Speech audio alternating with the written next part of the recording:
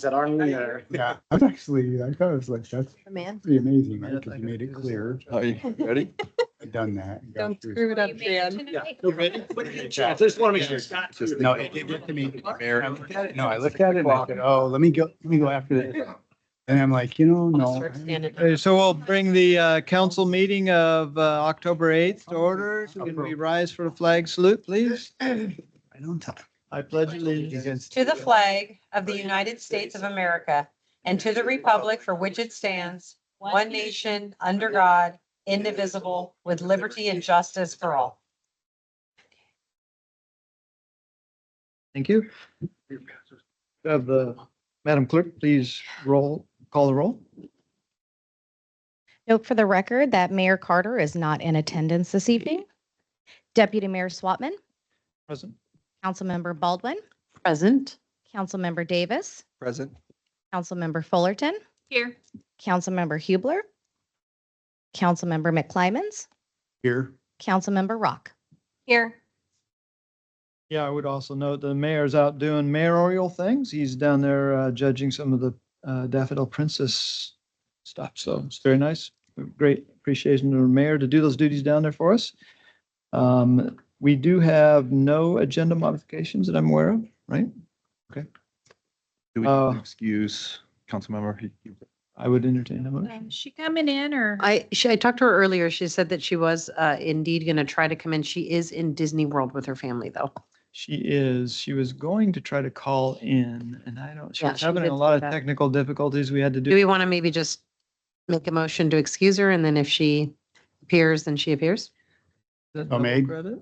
Okay. I have a motion made and seconded to excuse Councilmember Hubler from today's council meeting. All those in favor, say aye. Aye. All those opposed? Okay, she's excused. Till she appears. Along with that, we have a proclamation today. If I can get this right. So this proclamation is for First Responders Appreciation Day. Very good.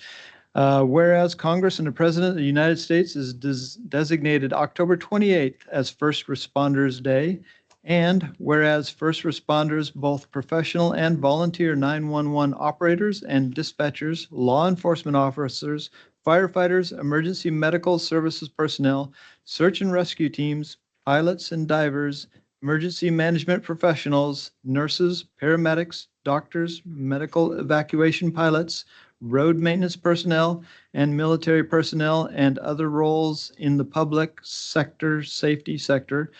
Whereas first responders are a vital part of our communities whose skills often make the difference between life and death while dedicating their lives to public service, education, extensive training, courage, selflessness, concern for the welfare and protection of others, their property, and their environment. And whereas these courageous men and women are our primary and best defense against all emergencies that threaten our communities. They are quick to respond at a moment's notice to dangerous and distressing situations that threaten our communities and come to the aid of citizens while often risking their own safety and lives while selflessly running into danger to protect others. And they volunteer in our schools and community organizations. Whereas first responders to emergencies without hesitation, they respond to emergencies without hesitation when the call of duty arises and tirelessly give their time and energy to humanitarian efforts, making themselves available every hour of every day of the year. And the service and dedication and commitment of first responders deserve to be recognized and honored. Now, therefore, I, Terry Carter, Mayor of Bonnie Lake, with the full backing and encouragement of the entire Bonnie Lake City Council, do hereby proclaim October 27th through November 2nd, 2024 as National First Responders Week, and proclaim October 28th, 2024 to be First Responders Appreciation Day in the city of Bonnie Lake, and encourages all residents to celebrate the service and sacrifice of the first responders who make our communities the best in which we live, work, and raise a family. In witness thereof, I have hereon set my hand and cause the seal of the city of Bonnie Lake to be affixed this 8th day of October 2024. And that was our mayor, Terry Carter. Good thanks to Chief and everybody that's involved in all that stuff. You see, every day you guys are men and women. And I do recognize that Councilmember Hubler has made it into the meeting now, so there you go. Thank you. We'll move on to public hearings, citizen comments, and correspondence. No public hearings are scheduled tonight. Citizen comments, we'll go on to those guys. So citizen comment, this is your time to address the city council on city business. For those attending virtually, please click the raise hand icon at the top of your screen if you would like to address the city council. Anyone with a raised hand or icon or who called in, your mics and cameras will be enabled. You will need to turn on your video and microphones on your end if you're wanting to be seen and heard. We will start with those who are here in person and then move to the virtual comments afterwards.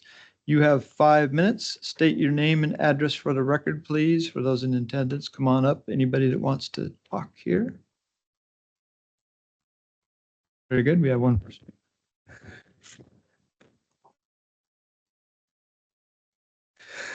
Deputy Mayor Council, I'm past Council Member Dan Decker. I reside at 204 and 70th Street, Bonnie Lake, Washington. Diversity. Pro Tem Judge Gipp, the proclaimed homosexual. Remember, he is self-proclaimed. Gipp did a painting of 9 hands spelling out the word diversity, yet the painting isn't diverse. It's polarizing, biased, and political. Gipp's painting only honors the LGBTQ and the Black Lives Matter, the BLM, the infamous Black Lives Matter gang. The background of the painting is the colors of the LGBTQ flag. Gipp's own words, the painting is about homosexuality and the BLM. Gipp gave an overview of his diversity painting. Gipp stated, the 9 hands spell out diversity in sign language. Each is a different ethnic, racial, and or cultural background. Gipp went on to say he also included some jewelry that reflects some unique aspects of the culture. Gipp has included a trans members wearing the pride beads and the trans symbol. Gipp also has a black man wearing a ring with BLM engraved on it. The BLM ring is on the black man's middle finger, depicting fudge the police. Isn't this just a friendly painting with no polarization, bias, or political intent? I think it goes right to the base of all bad things that can happen in the world. Our infamous Judge Joanna J. Daniels stated the painting was friendly. That talk about gas blasting the council. Most of you, I think, noticed her gaslighting. Daniels said those in the court liked the painting. Daniels failed to mention by name who liked the painting. As you, the council, notice, the painting is not friendly, is polarizing, biased, and has a strong political stink to it. Remember, the diversity painting is only about LGBTQ and the BLM gang. Judge Daniels likes it, and she says it's so friendly. The BLM gang that likes killing police, destroying private property, and chanting. What do we want? Dead cops. When do we want it? Hey, right now. Now.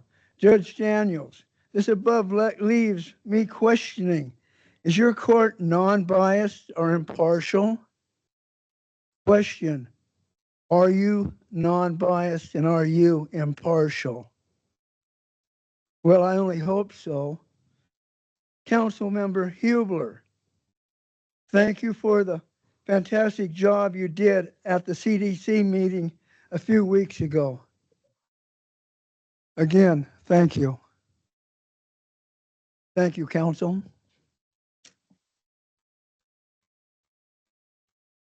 Anyone else for the good of the order? Recognizing no one present here, we move along to the virtual people. Or do we have any virtual people that would like to speak to the good of the order? I don't recognize anybody available for that, so we'll move along to the correspondence section. We have no correspondence that I'm aware of. Yes, no, okay.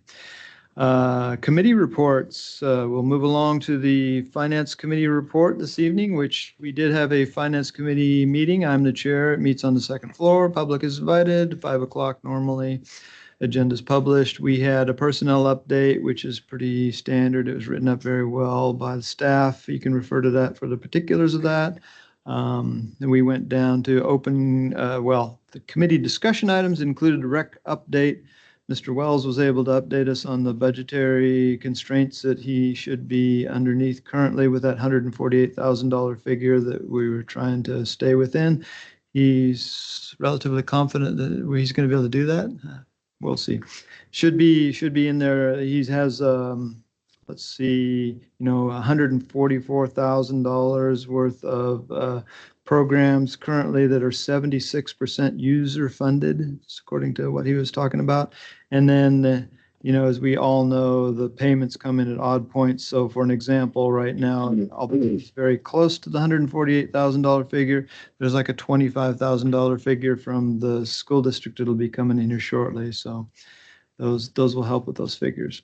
Another item that we had was the community court expenditures, the concern that council and different council members had on that, and a long discussion about how appropriate or how those funds aligned with different policies and procedures with the local city and state authorities.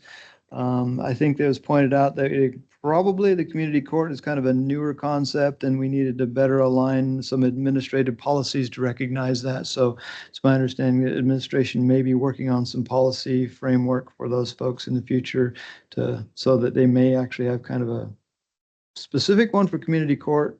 Have a little bit of a different thing going on there.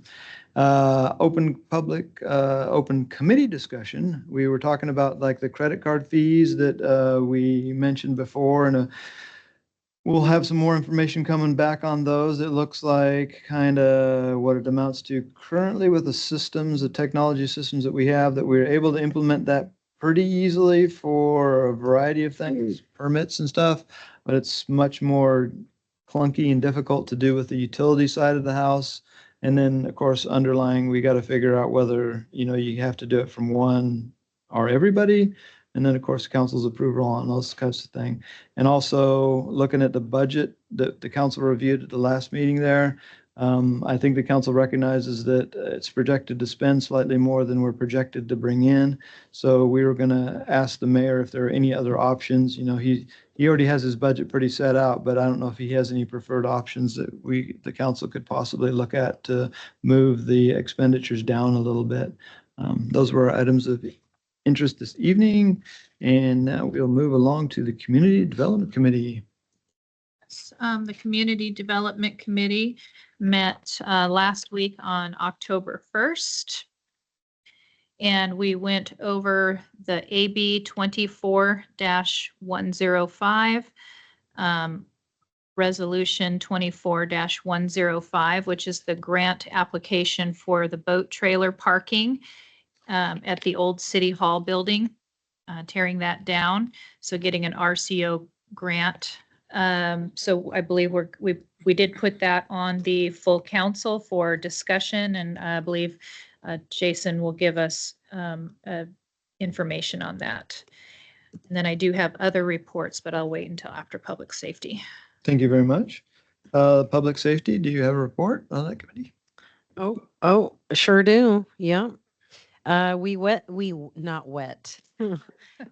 today on the second floor. Our next meeting, just for FYI, is November 12th, the second Tuesday at 3:45 p.m. Again, we did change the time.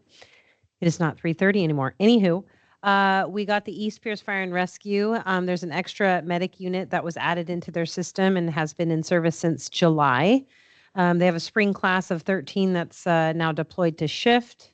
They're doing interviews for winter class with 6 personnel in mind currently. The likely arson at Bonnie Lake High School that most of you probably heard about in some way or another is still under investigation. So just wanted to give you that update. Station 111 is hoping to be occupied by the end of the year. And then following that, about a month later, Westlake Taps will open, hopefully. And then after that, a month later, to Hawley. And then they have 2 personnel deployed as incident management teams, excuse me, to Hurricane Helena, I'm assuming is what that's called. And so they're in the Carolinas currently, those 2 people. And then Bonnie Lake Police Department, some interesting stuff. I'm sure you'll be super interested when I tell you.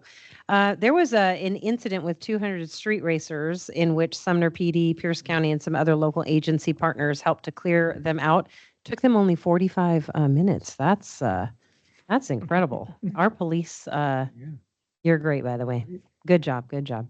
Also, there was, I'm sure you've also heard this as well, but there was a double homicide that was near Falling Water and Victor Falls. There was a vehicular collision that was then followed out by a shootout. And this occurred in unincorporated Pierce County, so this is not technically within the city limits, but the local police agencies like to have kind of a united presence together, and so they are usually responding for each other, and I think that's great.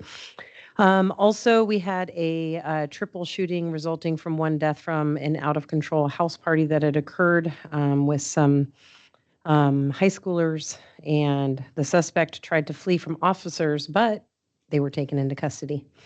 As far as the Allen York update, nothing has changed. They still just went ahead and did all the things that they told us they were going to do. Everything worked out great. And so now that the season is over, we're going to get through the budget and review processes. And then they will be looking at how things went starting in around January. And so that is that's my report for you.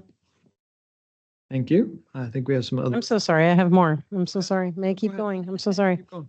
Sorry, I have a second page.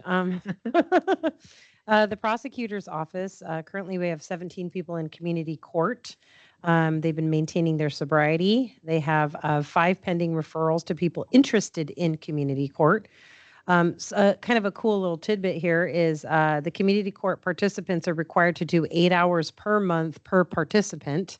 And of the total hours that have been put out by our community court people, they've done 836 hours of community service this year. So that's pretty cool. Also, we have AB 24-108, R24-108. This is going to be coming up on the consent agenda in a few weeks. But this is just a kind of a regular just renewal process for an ILA with the Washington Traffic Safety Commission. For high visibility traffic enforcement, and it's to receive our regular reimbursement that we do through that. And then last but not least, flock cameras. They're looking to be installed somewhere around December to January. Training for the system will occur prior to that. And we have also, this is kind of maybe the cool part of it all, but they've been working with some local companies who also use flock systems to be able to receive notifications from them just one way, not us, doing a back and forth thing there, but just where we can receive notifications from their flock cameras if there's something that seems to go awry and things like that. So yeah, that's my community report. There it is. Thank you very much. Yes, I'm actually done this time. All right. Thank you. Other reports, we have Councilmember Fulgerton, I believe. Yeah. Thank you. So I did attend the Communities for Families Coalition on October 3rd, the CFF meeting. Our spotlight speaker was Pat Williams, and he is the Chief Program Officer of the Homelessness Prevention Helping Hands House. That was pretty incredible listening. What they do is they use vetted families that are possibly going to become homeless, so they're on the trajectory, and they provide rent and try to keep them in their house so that they don't become homeless. And if they do become homeless, then they have housing that's already set up, ready to go. It has to be completely vetted. This can only be done through the school system, through their vetting process, because they understand what the homelessness requirements are in order to get into this pilot program. They have a $823,000 grant, and they will be able to hopefully keep families in their homes and prevent them from becoming homeless, which gives the children stability. And it cannot be for a single person. It has to be for families with children in order to get into this program. So that would be something that you'd want to reach out to the school district.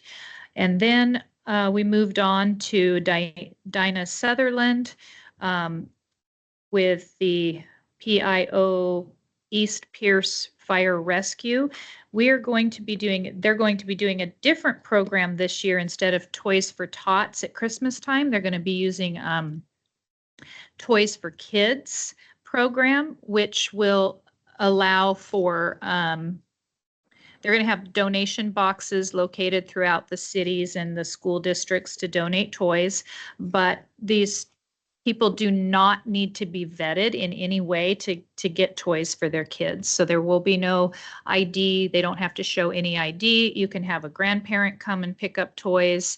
They're talking about using the recreation gym behind Daffodil School. Robert Miller. Robert Miller Gym, yeah. So they're talking about possibly using that as a pickup location. So pickup dates will be announced. It'll be sometime around possibly December 14th. And you can have, like, your grandparents can come pick up toys for the kids, your aunts, your uncles. It doesn't matter. There will be no vetting of any type. So anybody who comes will not be turned away, which is with the Toys for Tots, they all had to be vetted, and they didn't always get toys for their kids. They're also talking about having a wrapping table so that they can wrap the presents before they leave. So then I had to leave early because we had a parade to attend, and I'm sure Councilmember Hubler would probably like to talk to that That's since great. she headed that up.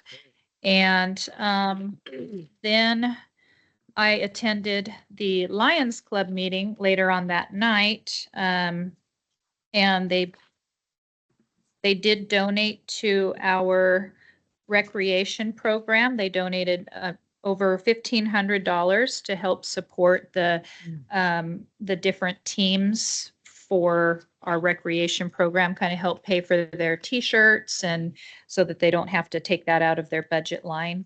And we discussed our 20-year anniversary party, which turned out really well. The mayor and Councilmember Davis and myself showed up to that, and we presented our proclamation that the mayor wrote a couple weeks ago for the Lions Club 20-year anniversary for their years of service to the community.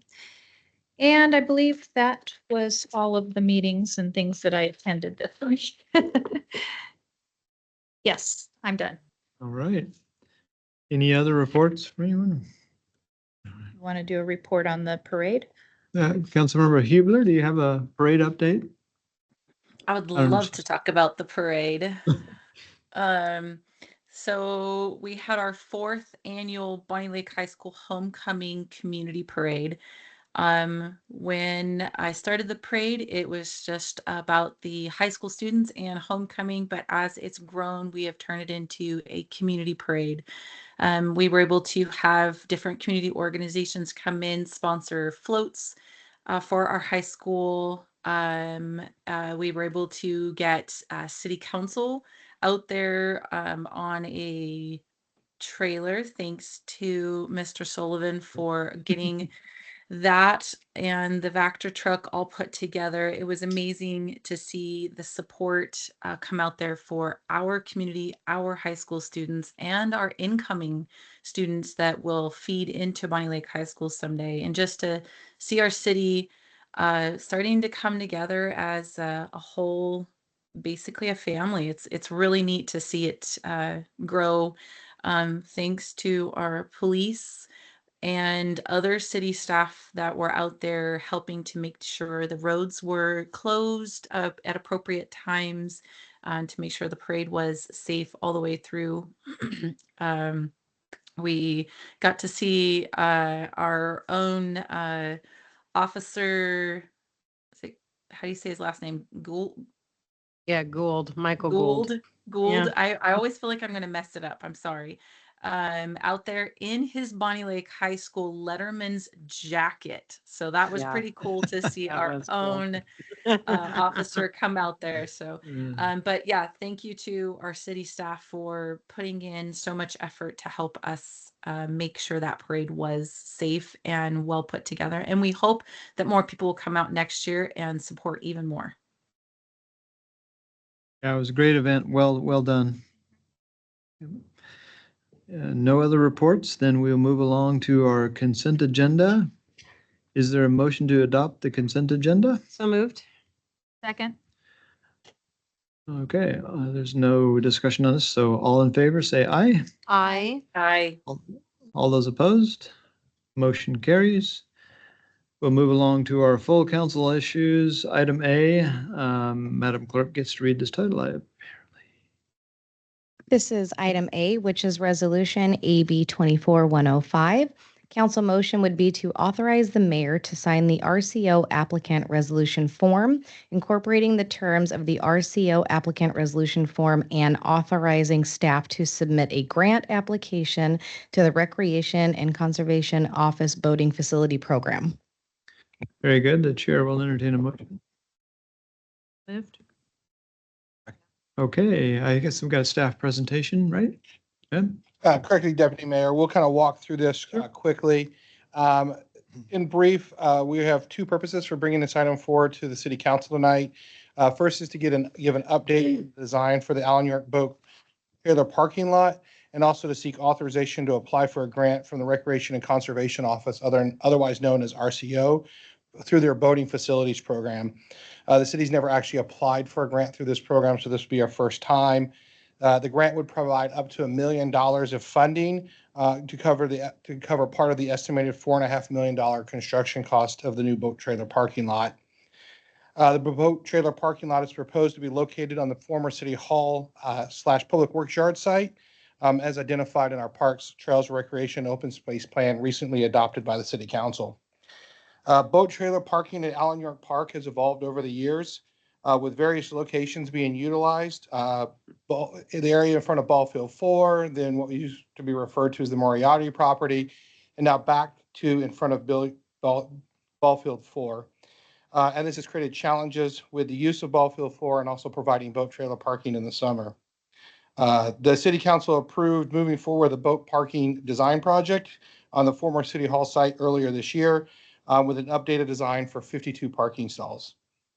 Currently, we have completed a conceptual design based on site survey, where the consultants have actually gone out and done all the survey work to locate everything in the field. The city's now planning to move forward to 30% design phase. So the staff is requesting confirmation from the City Council before we proceed with beginning to spend the next part of the contract awarded. The key features are that we're going to provide about 52 parking stalls, along with associated infrastructure improvements to ensure accessibility and compliance with city regulations. The grant application, which is also part of your packet, the RCO grant provides for boating facilities. This was envisioned as part of our 1970s grant, so we're just building on our previous grant. The things to keep in mind from the city commitment, we'll need to provide at least a 25% match with a project that's $4.5 million. Us providing $3.5 million of the $4 will more than cover that. If the grant is awarded, the city will have to commit to maintaining the property as a boat trailer parking lot in perpetuity.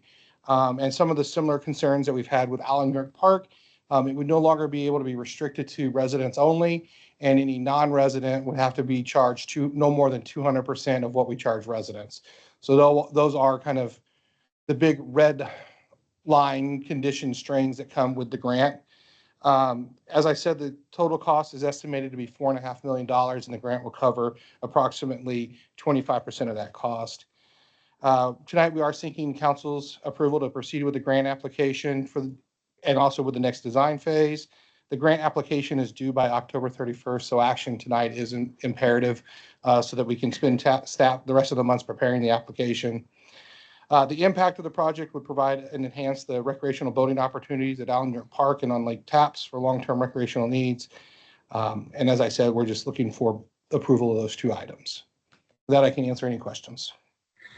Councilmember Baldwin?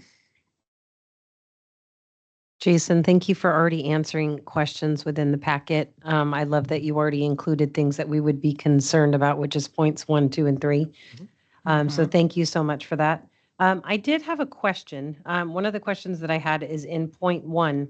I even looked it up and I was trying to put it together in my brain and it is not computing. So it says the city will be required to maintain the property for boat trailer parking in perpetuity. I did look up that wonderful definition. Can you explain that a little bit more? Perpetuity means basically as long as the city exists and as long as the boat trailer parking lot is there, it's kind of a forever provision. There is a provision in the state law if you want to basically get out of that requirement, you would have to find them and purchase and build a similar boat trailer parking facility somewhere on Lake Tapps. So we'd like to say it's in perpetuity because really that's such a high bar to jump over that it's not feasible. So perpetuity means basically once it becomes boat trailer parking, it's boat trailer parking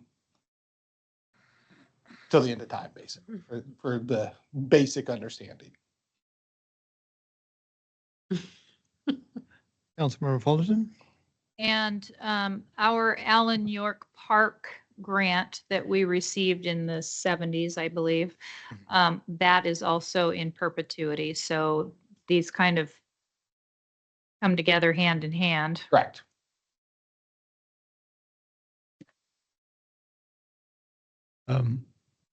How do I call on myself is what I've always wondered, right? Yes, you may speak. Okay. Because it's hard when you're chair. And we recognize, of course, that we've had a lot of problems with those RCO grants and the uses because at Allen York, there's some incompatible uses that have been recognized over the years that we've stepped on, I guess, so because we need to move some of that stuff around. Because that's what I hear from the council is a concern about that perpetuity and the use thereof, right? Is that, but I guess the question for the council in my mind is that worth $1 million to guarantee that that property can only be used for boat trailer parking and you have to listen to that for the rest of end of time when you want to do anything? They're telling you that, oh no, you can't do that because it's boat trailer parking only. Is that worth $1 million? Councilmember Baldwin? In regards to I'm just trying to think in hypotheticals here, because obviously with some of the RCO stuff that you've mentioned before, I don't know that they anticipated, some of the perpetuity things that would happen in the future. And so my question then is, how we had, there was all those design concepts, which we know is going to cost, lots of money, but we have basically a concept of plan for the future. I can't remember exactly, but as far as that is concerned, is the location of the boat trailer just still in the same place? Yes. Even if we changed, the rerouting of the road and things like that? I feel like it was in the same place still. Yes, it's in the same place. It was always proposed to be located on the old City Hall site. Okay. It adjusted a little bit to the north as we've played with the grades. Yeah. But it's in the same general location to that location. In order to address some of the reasonable use issues, we have worked with RCO to allow, and we're working with them, and we believe that the 2 cell phone towers out there will be able to remain. There's policy now that RCO has allowed for those, and we're working through that process with RCO. And with the decant facility, which is the other kind of non-compatible use, we're in the process of relocating that facility anyway, and we'll talk about that during the CIP presentation. Okay. Do we know we're going to apply for $1 million? Obviously, that's the idea. Does that they come back and basically tell us what? They don't say yes or no to $1 million. They tell you yes or no, and this is the amount. Correct. Yeah. So if they come back and, question for the council, Yeah. right? You know, they can, the staff does all this work, they come back and they say, yeah, that's fine, we'll give you $500,000. I don't know where the council's at with, you know, because to me personally, I don't think it's worth $1 million expenditure to guarantee that the property is in perpetuity for boat use. I'm more than happy to spend an extra $1 million and not have it in perpetuity, but that's just my opinion. I don't know where the rest of the council is. And if there's is the council going to be like $500,000? I don't know, right? It's a question, open question for y'all. Go ahead. That issue, Councilmember McClymon's raised that issue at CDC. And we agree that not knowing exactly what we will be awarded, it will impact the decision of whether or not the council wants to accept the grant. So there has to be another positive vote from the city council to accept the grant. So if the city council feels like 250,000, they come back and say 250,000 is all we're going to be able to give you, the council can weigh that to see if the limitations are worth $250,000. That would be council's prerogative. Right now, we're just seeking authorization to simply apply and shoot for the $1 million. And then council, if they come back with less amount, can make that decision whether or not it's worth the council to accept the grant. Right. Yeah, I agree. I don't know if there is there, because at the committee discussion or whoever, was there like, we'll take what we can get? Are we negotiating? Is $100,000 worth perpetuity, or is it 200, or is it type of a thing? Because, you know, I would caution the council and please remember that when we apply for these grants and we go through these granting agencies, they allocate all this money amongst the grantees. So they can go down the list a little bit, but you know, it kind of basically pisses them off when you go in there and say you want this money and then they say, here it is. And you're like, no, not really. You don't, yeah. It's not on the scorecard. Councilmember Baldwin. What is the likelihood of us achieving $1 million? I mean, in these kinds of grants, is it more likely that you would receive half, for example? This, I don't know. Okay. And the thing is, these are such, it depends on how many people apply. It depends on how your grant is weighed and scored. It depends on how good of a presentation I do in January. I have to actually go to RCO and do a presentation on the project, which is part of the scoring. So if I blunder that could impact our ability. You're not going to, but yeah. But I think the fact it ties back to our original 1970s grant, that this was something that was part of the reason that we acquired Allen York Park through RCO, helps to support the argument. The fact that there's only 2 public launches on Lake Tapps, one in the city and then one in the county. There's limited parking to support those public launches. A lot of these grants are about providing public access. So that starts to tell the story about how this facility is needed to provide access where the access is lacking. I'm supposed to go over to Councilmember Hubler here. Hubler, sorry. Question for you, Jason, is how many staff hours does it take for you guys to apply for one of these grants? I think it's going to be about probably 40 to 45 hours between me and a couple of other staff members. I'm also going to try to get the consultant to help us out a little bit, who's working on the design, because there's some statistical information that we can get from him. We haven't spent any staff hours on it other than a 2-hour meeting or about an hour and a half meeting with RCO to discuss the project in ways to kind of what they're going to be looking for. That's why we were waiting until tonight before we spent the staff hours. Yeah. So then I guess, does that make it worth it? Oh yeah, it's $1 million. I mean, $1 million, all grants are risk. 40 hours is about typically what it takes. Sometimes we're successful, sometimes we're not successful. It's hard to tell until we actually put the grant application through. We just didn't want to spend the staff hours if the council wasn't going to do the grant, which is why we haven't worked on the grant application yet. Because then that would have been, I think, more of an issue with staff hours because the council didn't want us to apply.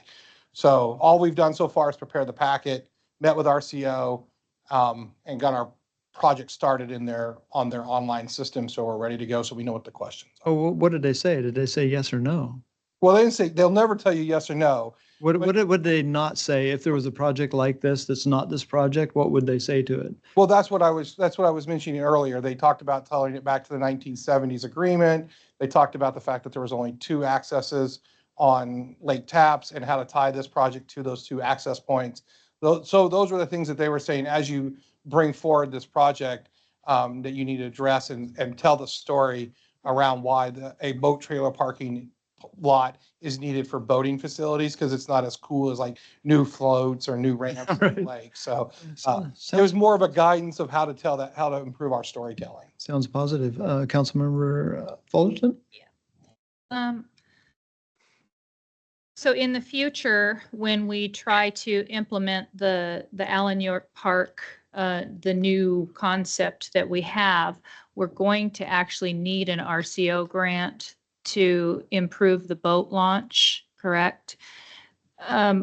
Would getting this $1 million grant, if we get $1 million, whatever it is, but would that benefit us in any way, like kind of give us more, like we've already received this grant, so, you know, it's kind of helps us to get the new grant for improving the boat launch.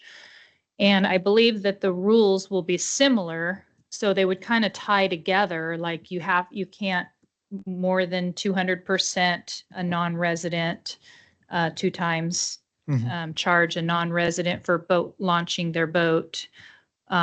So we'd have to figure out permits, and if we're going to allow for parking to be part of that permit in conjunction with the parking lot eventually. So Councilman Fulton, you're correct on the spot.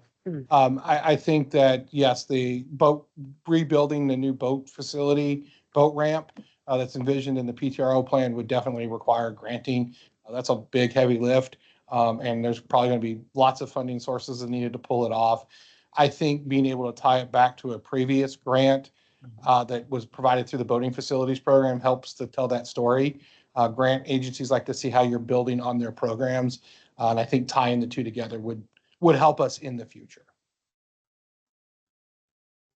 So it sounds like the restrictions are going to be the same. If we do get a grant for the boat launch to be improved, Correct. and then we're going to just have to tie those 2 together if we decide to go with this RCO grant for the parking trailer, or boat trailer parking. I would say it would be hard to separate them, because when we apply for the grant for the boat launch, we'll say we already have this great facility, whether it was built with RCO money or not RCO money. And so we'll be linking those facilities where it may not be recorded on title. It will at least be discussed in the grant application, and they will get tied together because we have the facility, and this is why we need the new boat ramp facility. So they become interrelated at that point. I actually have a clarifying with that. So let's say we don't apply for the RCO for parking, right? Mhm. So we'll pay for that when we pay for that. Then years down the road, when we're ready to start our concept with the new boat launch, and we apply for RCO grant for that. So we have this, you can't charge double to launch your boat because that's part of the RCO, right? Mhm. But if we haven't included the parking lot in that, could we charge more than double to park a boat trailer if we have everything separated? Like we charge separate for parking and then separate for like a boat launch permit. I don't know the answer, and I don't know how RCO would look at that because they're interrelated functionality of the 2. So I don't know how RCO would look at that in 20 years from now if we don't take money for the boat trailer parking lot, but take money for the ramp. And we're saying the reason we need the ramp is for the boat trailer parking. I don't know how that cross connection begins to, and how RCO would interpret it. So the best I can say is I don't know how they would interpret that in the future. Yeah. To get my chair training here, I'm supposed to call on Councilmember Davis and Councilmember. So actually, Councilmember Fullerton addressed my question, so that was exactly the question that I was about to ask. Thank you very much. And I would be remiss, I forgot to say one thing in my remarks. One issue that was raised in a conversation I had with Councilmember Davis and also at this at CDC was the possibility of how would we use the boat trailer parking in the off season.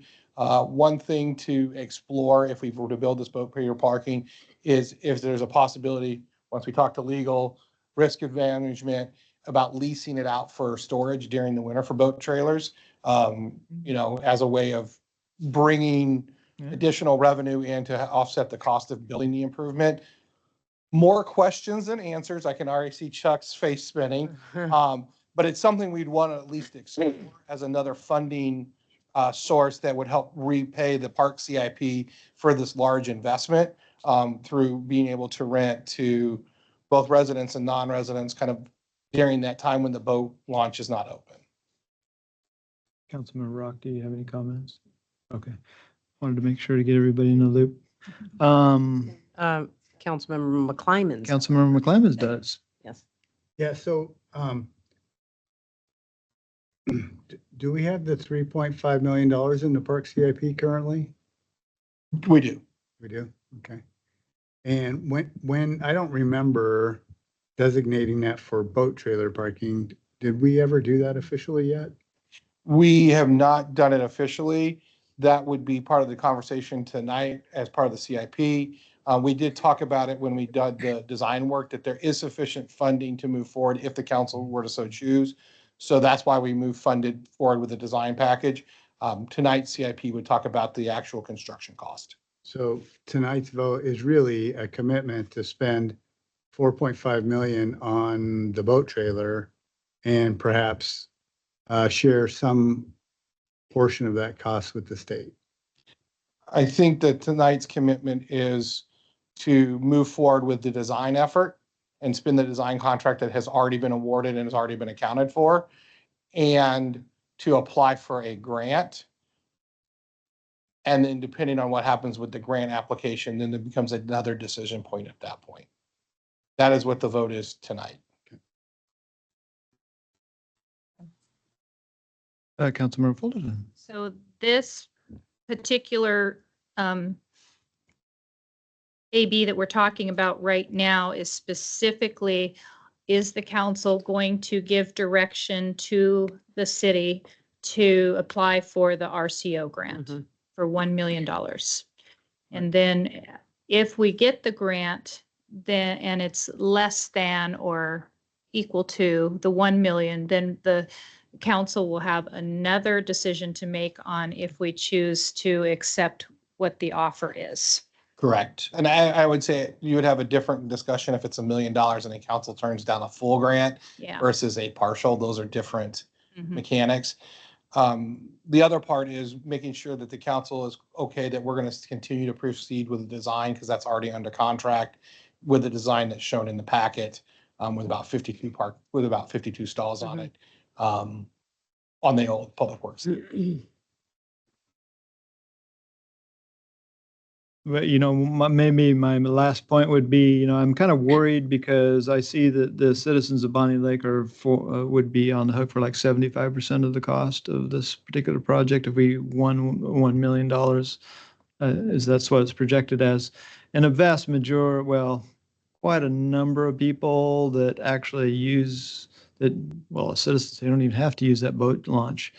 Church Lake and all the ones that are associated around there, West Taps and a bunch of others already have boat launches that are associated with it. So you're really that's why my objection to the making sure that this, city would not longer be able to restrict boat trailer parking to city residents only.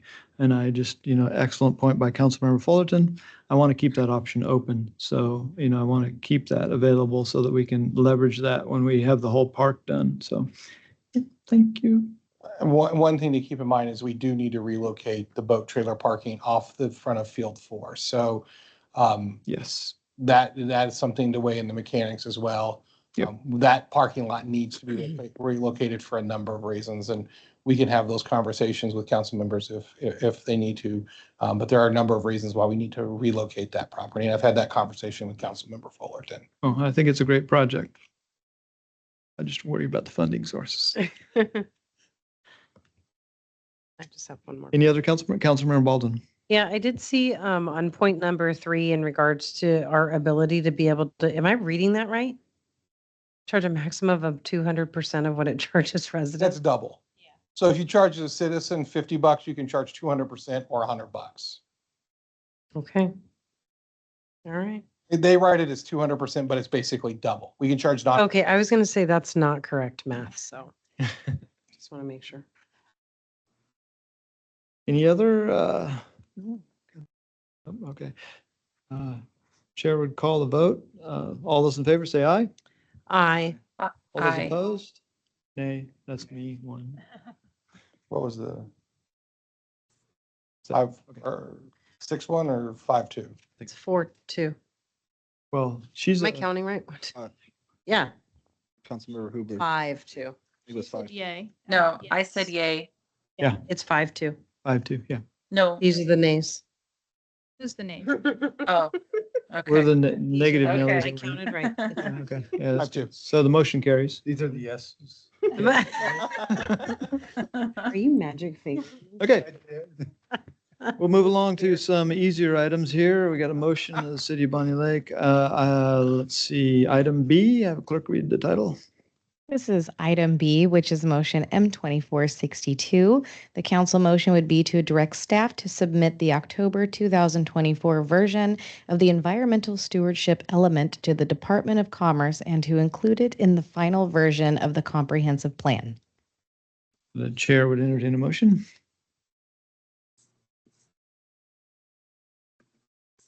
I'm sorry, what? Oh, so moved. Entertain a Second. motion. Okay, motion made and seconded. Any discussion on this particular item?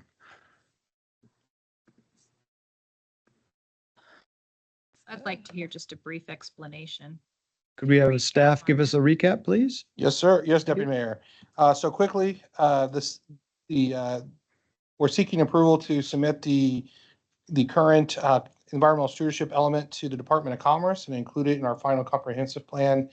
The city has had an environmental element as part of its comprehensive plan since the 1980s. The element has had different names like natural features and natural environment.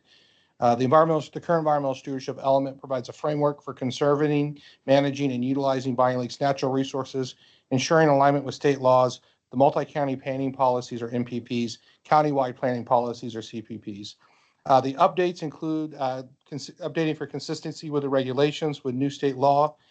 We did a gap analysis to identify where their existing policies were needed to be updated to ensure compliance with the latest state laws and regional policies. The Planning Commission has reviewed and approved the final draft with minor updates in September of 2024. The element has been updated to remove 2 policies per council direction at the October 1st, 2024 meeting.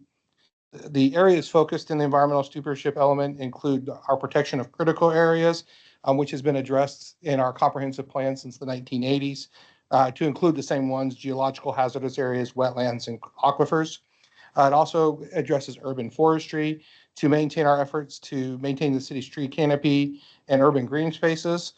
This has been a consistent theme since our 1984 comprehensive plan, which provided that the city should maintain significant trees, wooded lots, and establish a tree replacement program as a result of clearing associated with development. There's also a resiliency section emphasizing our adaptation, disaster management, and long-term sustainability. Next steps, if the council were to approve it tonight, this would be rolled into the final comprehensive plan proposed to be presented to the council early next year, and also what would be submitted to the Department of Commerce. The updated environmental stewardship element is vital to ensure Bonnie Lake's future growth is sustained and aligned with state and regional priorities as well as community priorities. Staff requests approval to move forward with the submission. Thank you. Is there any comments from any council members? Questions? Councilmember Fullerton. See me? Yep. Okay, thank you. I just wanted to say, Jason, I really appreciate the hard work that you put into this.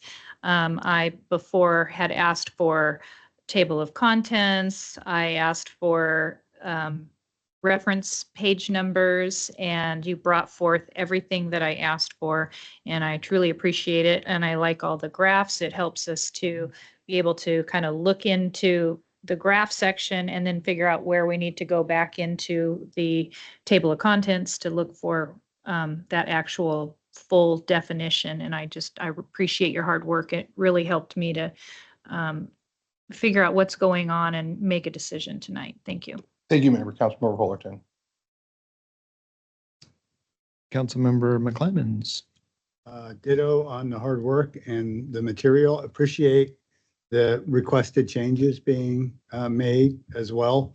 I just have an editorial comment in general, is that a lot of the sections that are added to this document would probably not be added by this council, but Yeah. the council is being,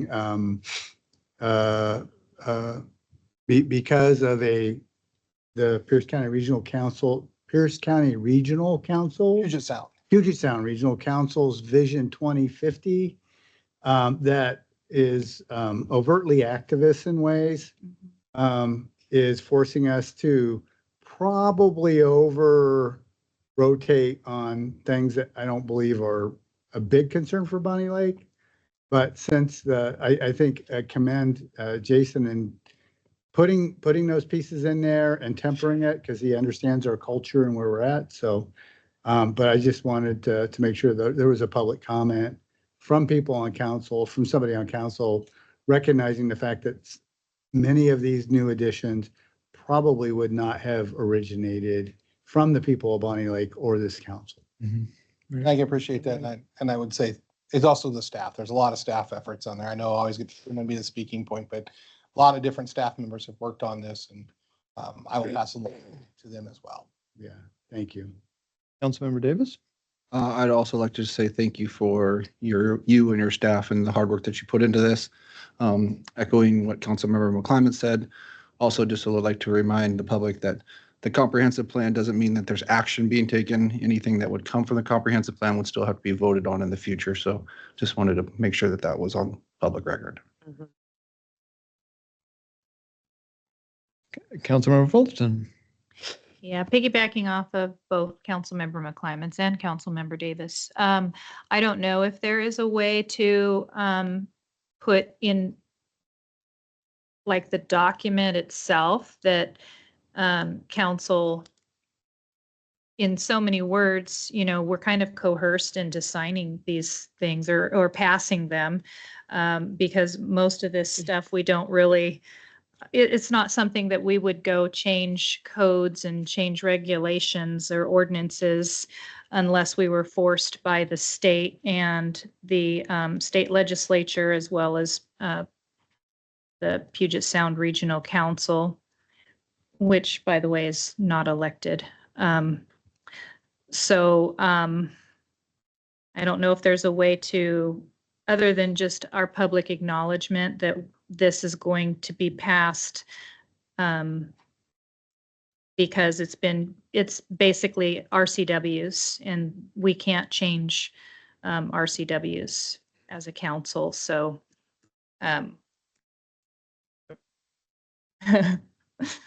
just putting out my little objection there. Yeah. I think Councilmember Fulton, we do understand that was part of the council. So one of the things that we did add, and if you go to page 97 of your packet, one of the new additions to this comprehensive plan, we did it in the last element, is we are adding a regulatory context provision that explains the regulatory context under which this element had to have been prepared. So we talk about the Growth Management Act. We also talk about on page 98, it specifically discusses why there's not a requirement to have a separate environmental stewardship element. It's not mandatory.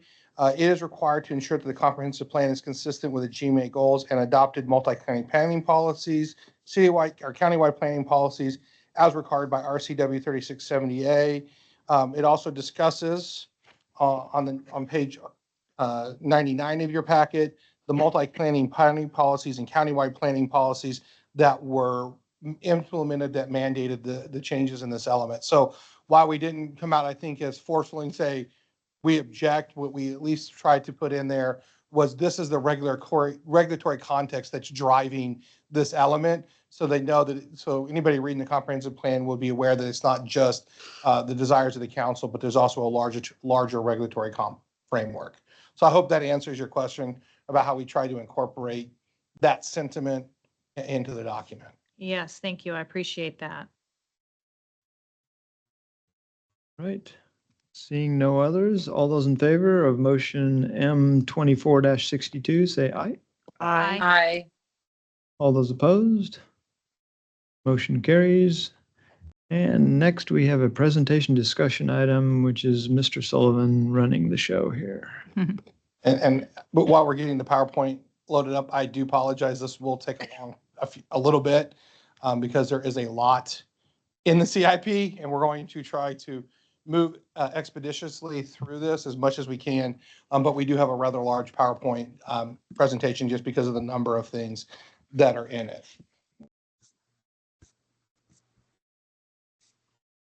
Where am I at? So first, we'd like to start off with what the purpose of the capital improvement plan is. This is our 2-year capital improvement plan, and it's really needed to ensure the timely repair and replacement of aging infrastructure, provide levels of certainty for future investments. And the big one for me is eliminate unanticipated or poorly planned or unnecessary capital expenditures. Really, when you're talking about poorly planned, the classic example is you pave the road 1 year and 3 years later realize you have to replace the water line under the brand new paved roads. You have to cut it up. So we're trying to figure out ways to reduce that and really kind of coordinate our projects. Also, the CIP helps eliminate sharp increases in tax rates, user fees, or debt levels to cover unexpected capital improvements. Also, we're trying to balance our desired improvements with the community's financial resources. We know this is not unlimited financial resources, so we're trying to balance those priorities. And it's also important that we ensure our infrastructure is maintained and upgraded. The challenge you really get with infrastructure, if you let it age too long and you don't do minor improvements and repair things over time, you get hit with a really big bill all at once. And that we're seeing that down at the wastewater treatment plant right now. So kind of the first one that's on there is your street CIP, and I've tried to group these to help speed up the presentation. The first kind of grouping is our roadway maintenance projects. That's our chip seal program, street reconstruction, street overlay, and our pavement condition index study. So we've got kind of a picture on the side of the street, shows what we're talking about. This is what we call alligator in the road. It gets a little alligator scales. That's what turns into potholes. And so you've got kind of different levels of maintenance that we put toward those things in the CIP. The first is chip seal. That helps to deal with cracks and restore them before we get to this level to lengthen out the lifetime of the road. Then we also have kind of overlay projects. And then you also have full reconstruction, which is kind of where this project's headed, given the number of cracks in the road. So those are 3 different funding sources that we do every year to maintain the pavement. We do not have a lot of potholes in the city of Bonnie Lake because the city has been proactive for at least 20 to 25 years of doing chip seals, road reconstruction, and overlays every year. We do that based on what we call our pavement condition index. We did our study about 5 years ago where we drive through all the roads in the city. We calculate the pavement condition and we have different scales. And based on that index, we repair the ones that have the lower indexing. We are required to keep our PCI, I want to say around 70 or 80 as a whole in order to be eligible for federal grants. We are due to do the next study in the next biennium. That would go through and tell us what our current pavement condition index is for different roads, and that would help direct the projects. And that's why we stay on top of that maintenance issue, because that study is directing us where our pavement is starting to have problems. This is one of the city's largest infrastructure investments in our roads. And this process is what we do to make sure we don't get into those positions where you have the potholes that are eating cars. And if you want to stop, I don't know how we want to do questions, but if you want to stop me, I can stop at any time. Councilmember Baldwin? So basically, like, I'm noticing it's lining up with things starting on page 239. Like you have the cards. Yeah. Organized. So for council, if you have your computers or whatever, as he's going through this, it's really useful to actually look at the budget card. Yeah, so yeah, It's starting on page 239 and it is lining up with what he's saying right here. yeah, the chip seal project, street reconstruction are the 2 projects, and together it's about $650,000 per year. We have a specific overlay project that's called out that we'll talk about later. And then the pavement condition index is about a $75,000 study. That's critical to knowing what our PCI is. And that's how we know if we're meeting that 70 to 80, I think it's 80% or 80, the score of 80 overall. A brand new road, basically a brand new road is 100%. A road that has going to completely return to gravel is 0. So that's kind of the scale that we use. So that's what the PCI report is for. So in this process that we're doing right now, what's the, is this all just presentation or what's the purpose of this? It's presentation and discussion, and this is what Sherry will be putting into the into the budget later this year for adoption. Well, so this is where we can move stuff around? And yes, When is that process gonna? right now, if that's what we're here. We're here discussing what we've proposed to be in the CIP to get council's feedback on any concerns. Well, because Councilmember Baldwin points out, like, for instance, we're talking about street CIP right now at 239, right? Page 239 of our public packet. And you have a CIP budget for streets of $2.367 million-ish. Well, for this, for 2025, yeah. For 2025, yeah, right. So where does all those monies come from? Is that a fixed amount? Where did we get 2.367 million? Well, that's the adding up of the actual projects that we're proposing to do. Yeah. As you got briefed last week by Sherry, and I brought my sheet back. She brought forward the kind of draft budget that shows the proposed expenditures. And for the street CIP, we're proposing basically $5.1 million over the biennium, with all the revenue, which typically comes from traffic impact fees, real estate excise tax, are 2 big funding sources. Your ending funding balance in the street CIP after all of the expenditures plus revenue, your ending fund balance would be $6.4 million. So there is sufficient funding in the budget to cover the projects and still have fund balance left over. Okay. Are you going to go over that with each one of these street CIP, park CIP?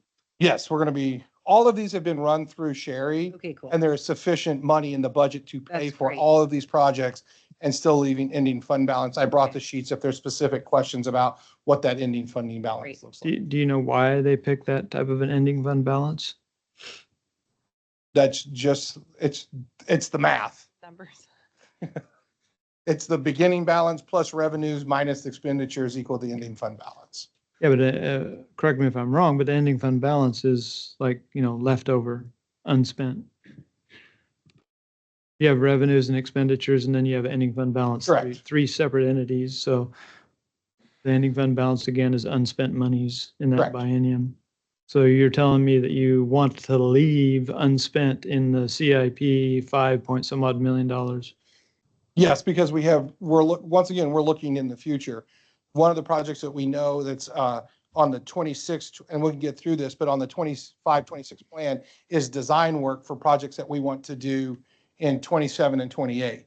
So if you spend all your ending fund balance this biennium, those projects that you're looking for in 27, 28, you don't have funding for. So we're looking at kind of 2 things. What does our 2-year window look at, and where are we going to be at with design projects at the end of that, and what do we want to do construction in 27 and 28? And also, we've only got 2 engineers for all of the CIP projects. So we also have to look at staffing levels. Those And are easy to find. This is kind of a how much can we actually get done in the 2 years? So it's a realistic look at when we look at all of our projects, what we can accomplish within that 2-year window. I guess it's harder for me to understand the maybe a 6-year view kind of thing of where we're going, why that ending fund balance has to be so much, but I kind of get that portion of it.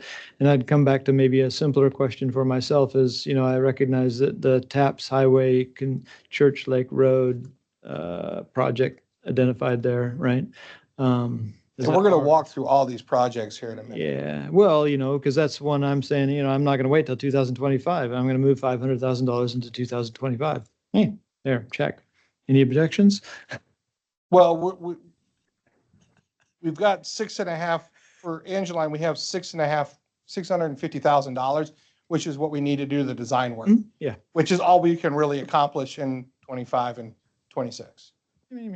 Well, no, because I was going to do whatever. I'm going to put, and have that West Taps done in 25. And me as a legislative pick, right? We as staff can only move so fast. We haven't even started the design work. Yeah, but you don't do that. All you do, you put together the thing and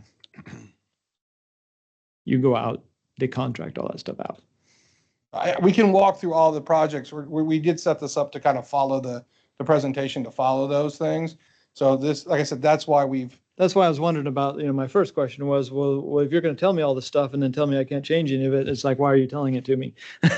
I'm not telling you can't, Deputy Mayor, I'm not saying you can't change anything. I'm just trying to give you Sure. the Your plan, that's the staff's plan is, yeah. and what we think we can accomplish. We just don't think we could get, because the other part of it is we're hoping to not fund the roundabout 100% on the taxpayer dime. And so there's a lot of grant programs that we're going to chase in 2026 to reduce the city's expenditure on those programs. Yeah. And so that's why we're doing design in 2025. Mhm. We have to deal with a small right-of-way issue in 2026, and we'll be applying for grants in fall of 2025 for construction in 2027. Yeah, but I was talking about the bottom project, that, the West Taps and Church Lake Road one. So let me kind of walk through Right. Yeah. all of these, and I think I can answer some of those questions as we go. So the next project, and one of the things that we tried to do with the CIP and why I'm doing it in the presentation, because it really doesn't show well on the schedule, is we try to combine projects so that we're only doing things once. One of those is the 192nd corridor project. The picture up there on the screen shows the roadway. Both pictures show the roadway. We're starting to get a lot of crack and patchings in that roadway, and we actually need to do an overlay. However, before we do that overlay and put a brand new road surface down, the SUR CIP, which is also included in this, has a proposal to examine whether or not we can take the sewer that's currently coming down SR 410 and divert it at 192nd and send it through lift station 24. Lift station 24 is a brand new lift station that has never been turned on. Yep. It's about a $5.5 million asset that is just sitting there. Mhm. While we're putting 90% of our sewer into lift station 17. So what we want to do is we want to evaluate, can we take the sewer that's coming down SR 410, divert it to lift station 24. Lift station 24 does not pump through lift station 17, so it provides us greater capacity. But we want to do that work before we do the overlay, so we're not having to rip up a brand new road, because it would require some piping changes in the roadway to do that. So the street project is the overlay. There's also a sewer project, which is looking at, can we divert sewer flows to the lift station in 192nd. Sorry not to interrupt you, Jason, but just a quick question on that diversion to lift station 24. Would that then allow us to be able to make some of the maintenance repairs to lift station 17 with the reducing that capacity and pushing it to lift station 24 that's needed for lift station 17? It would do both. It would it would allow us to make some of the improvements, but it would also reduce our reliance on lift station 17 and not require us to have to build, and I get into the sewer CIP, not to have to build a new lift station or sister lift station in 17, because we're, like I said, 90% of the sewer goes through. So it lengthens the life of, it does three things. It lengthens the life of lift station 17, allows us to do maintenance and repairs on 17, and it also puts a $5.5 million asset that the city has into productive use that is currently sitting in a mothball state. Thank you. So is there any issues with kind of 192nd and the lift station project? No. I have a question. Because I wasn't part of the council when this lift station 24 was authorized to be built. How long ago was it built, and why was it not planned to be used for however many years it's been sitting there? We built it. We built it about 10 years ago, 8 years ago. Long ago? And the thought was, at the time, the property that was the storage facility was city property, and we would be selling that to a multifamily developer who needed a lift station. So the city built the lift station. The person that actually bought the property built did not build a big retail or multi-family development. They built a storage facility. And so we've had one toilet that we just pump up to a different sewer line. Across the street, there's another property that needed a sewer lift station to get developed. And it was supposed to be, if we built the lift station, they were going to develop that project. That never happened. And so that's why it has sat there for about 8 years in a mothball status. And we're trying to find a way that, one, can we accommodate what we need to accommodate with new development, but also use it, because in talking with our sewer superintendents, we could do 250 kilowatt pumps in there, which would be larger, and the pumps that we have in 17 or 70. So we could put a lot of sewer through there, but we need to study, is the force main, the 8-inch force main, sufficient to carry that much that we can pump through it? So that, Councilmember Hubler, why it has sat there, it was an attempt to, I guess, encourage development that never occurred. And we're looking for ways to put it into productive use. Yeah, it's a component that needed to be there. It has to be there for the future development. You know, there's behind the Target place there, there's going to be some kind of development there at some point in time, which is supposed to be that multifamily thing. So that was definitely the driver to put it in there to make it so that they could build that, which they didn't do, haven't done. They will do. Does that answer your question, Councilmember Hubler? We can't see you on the screen, sorry. Yeah. Oh, sorry. Yes. Yes, it does. Thank you. And then I'll summarize this all and we'll go over the table too. So if there's anything we want to adjust on the table, we can. The next project is our 214th overlay project. We are hoping to apply for a grant to help offset the cost of this project. This would be kind of from city limits on the south side of 410, about 107th, up to basically where the Rite Aid property is. We've taken some pictures of the roadway. You can see that there's it's a chip seal on top of the old road that's coming up. We're getting some alligatoring and some delamination in the chip seal surface. There is federal set aside money every year, and we are attempting to apply for that. We are looking at applying for $650,000 to cover the cost of this project, and we would pay about 13.5%. So and we weren't able to apply for that grant this year. These are set aside grants for pavement preservation, and we weren't able to apply because we hadn't got enough for it in our design effort. So the goal is to get the design finished up in 2025. The grant is available in 2026, and we would be going after the grant in 2026. Oh, sorry. I didn't raise my hand. Yeah, go ahead. It's kind of like, go ahead. Councilmember Baldwin. Thank you. Yeah. I do really appreciate just kind of the overview and how you're handling and looking at capital improvement projects in that. You're right, Bonnie Lake does really stay on top of these road conditions, and instead of just waiting until things are just like falling apart and spending a bunch of money. So this is great. Thank you. Councilmember McClymons. Yeah, so is that 750,000 reflect the right of way?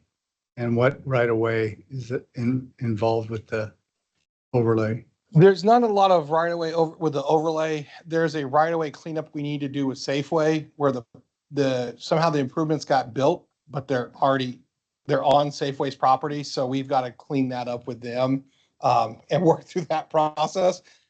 So it's already paved, it's already street, it's already sidewalk.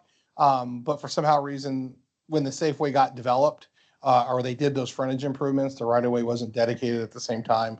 So to get it cleaned up for the federal granting purposes, there is some right of way work that we'll need to do with Safeway to get that cleaned up. Which is what we'll be doing in 2025. Cool. To get to Deputy Mayor's project, it's actually more than one project. It's actually a project that has kind of grown to the West Taps Corridor Improvement Project. Because as we started digging into this project, there's lots of components here that are interrelated. Mm-hmm. And before we spend money to do one, we want to make sure that we are doing all of them simultaneously. So we did do an intersection control analysis for the intersection of West Taps and Church Lake.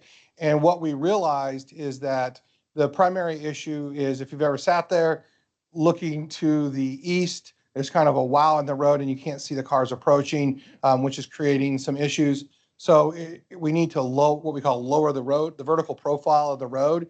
So when you're sitting that intersection, you can see left and right and make that intersection operational. As we dug into that, we realized that in order to do that, there's a steel water main at that intersection that would have to also be lowered. Mhm. We also realized that in West Taps Highway as a whole, the red boundaries kind of denote the corridor improvement area. There is a steel water main that also needs to be replaced. Our steel water mains are, and I've got Jim Miracle here if there's a lot of questions about that, is one of our most fragile water lanes in our roadway. They're old steel pipes. They have they can get pinhole pipes in them, and they need to be replaced over time.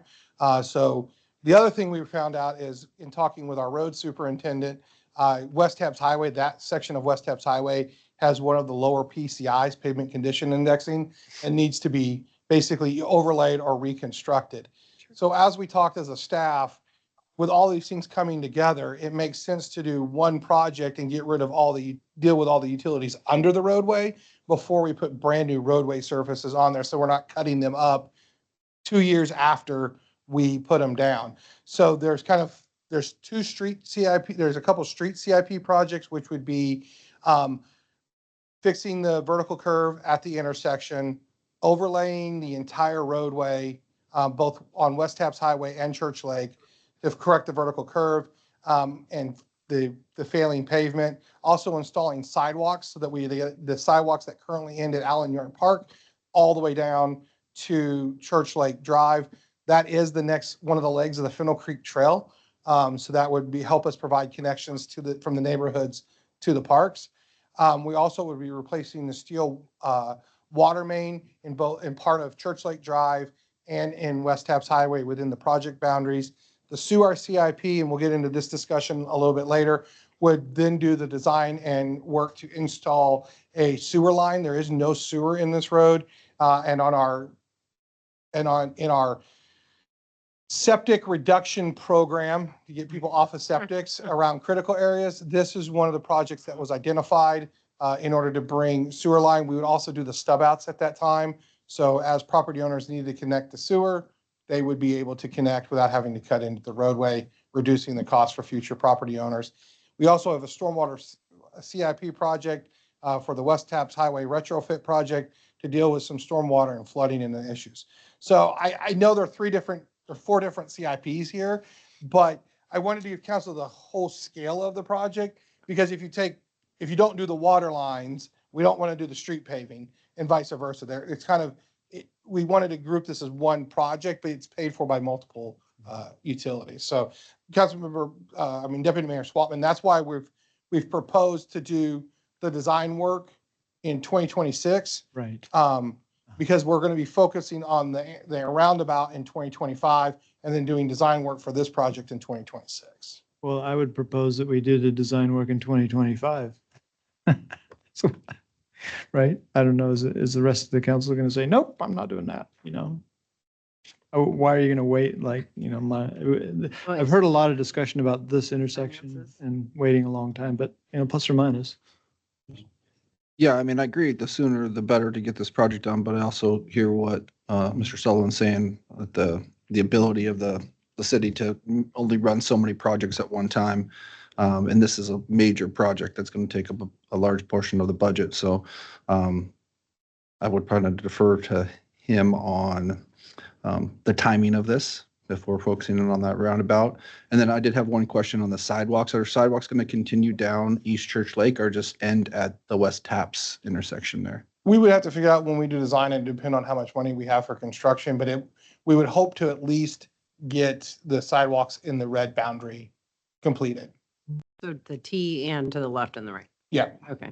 That's a design area, I would assume. Yeah, the red boundary is kind of the project area.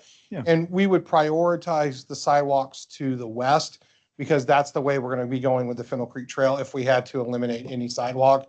So that's, and we will be looking at also the gap, depending on how far we can go down West Taps, because there's that new subdivision you can see there. They installed sidewalk on Church Lake Drive. So if we have a small gap in the right of way, we might try to make that connection, but that's all the work we would figure out Yeah. in the design effort. And I'm just not recognizing the effort on the city's part on that, design effort, right? Because, that's really a contract to whoever it is and say, go design. So, or what you're proposing is moving that $500,000 design Just budget design. to the 2025, but the construction still wouldn't be done until 2027. Right, probably, right? I don't know how long it takes. It probably take, because you still have funding after you get your design. You have to get your funding options lined up and everything else. I just, Right away. yeah, all that kind of stuff.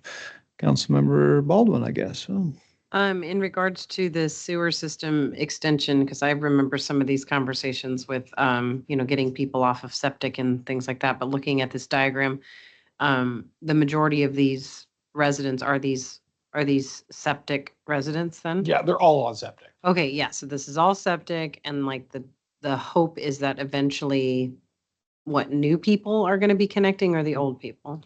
As long as their septic does not fail, they do not have to connect to the sewer. Yeah, because I'm kind of seeing, I'm thinking just from a financial standpoint, as you're bringing in the sewer extension, and I'm seeing kind of the land, right? The land that's kind of available here for people to be able to hook up.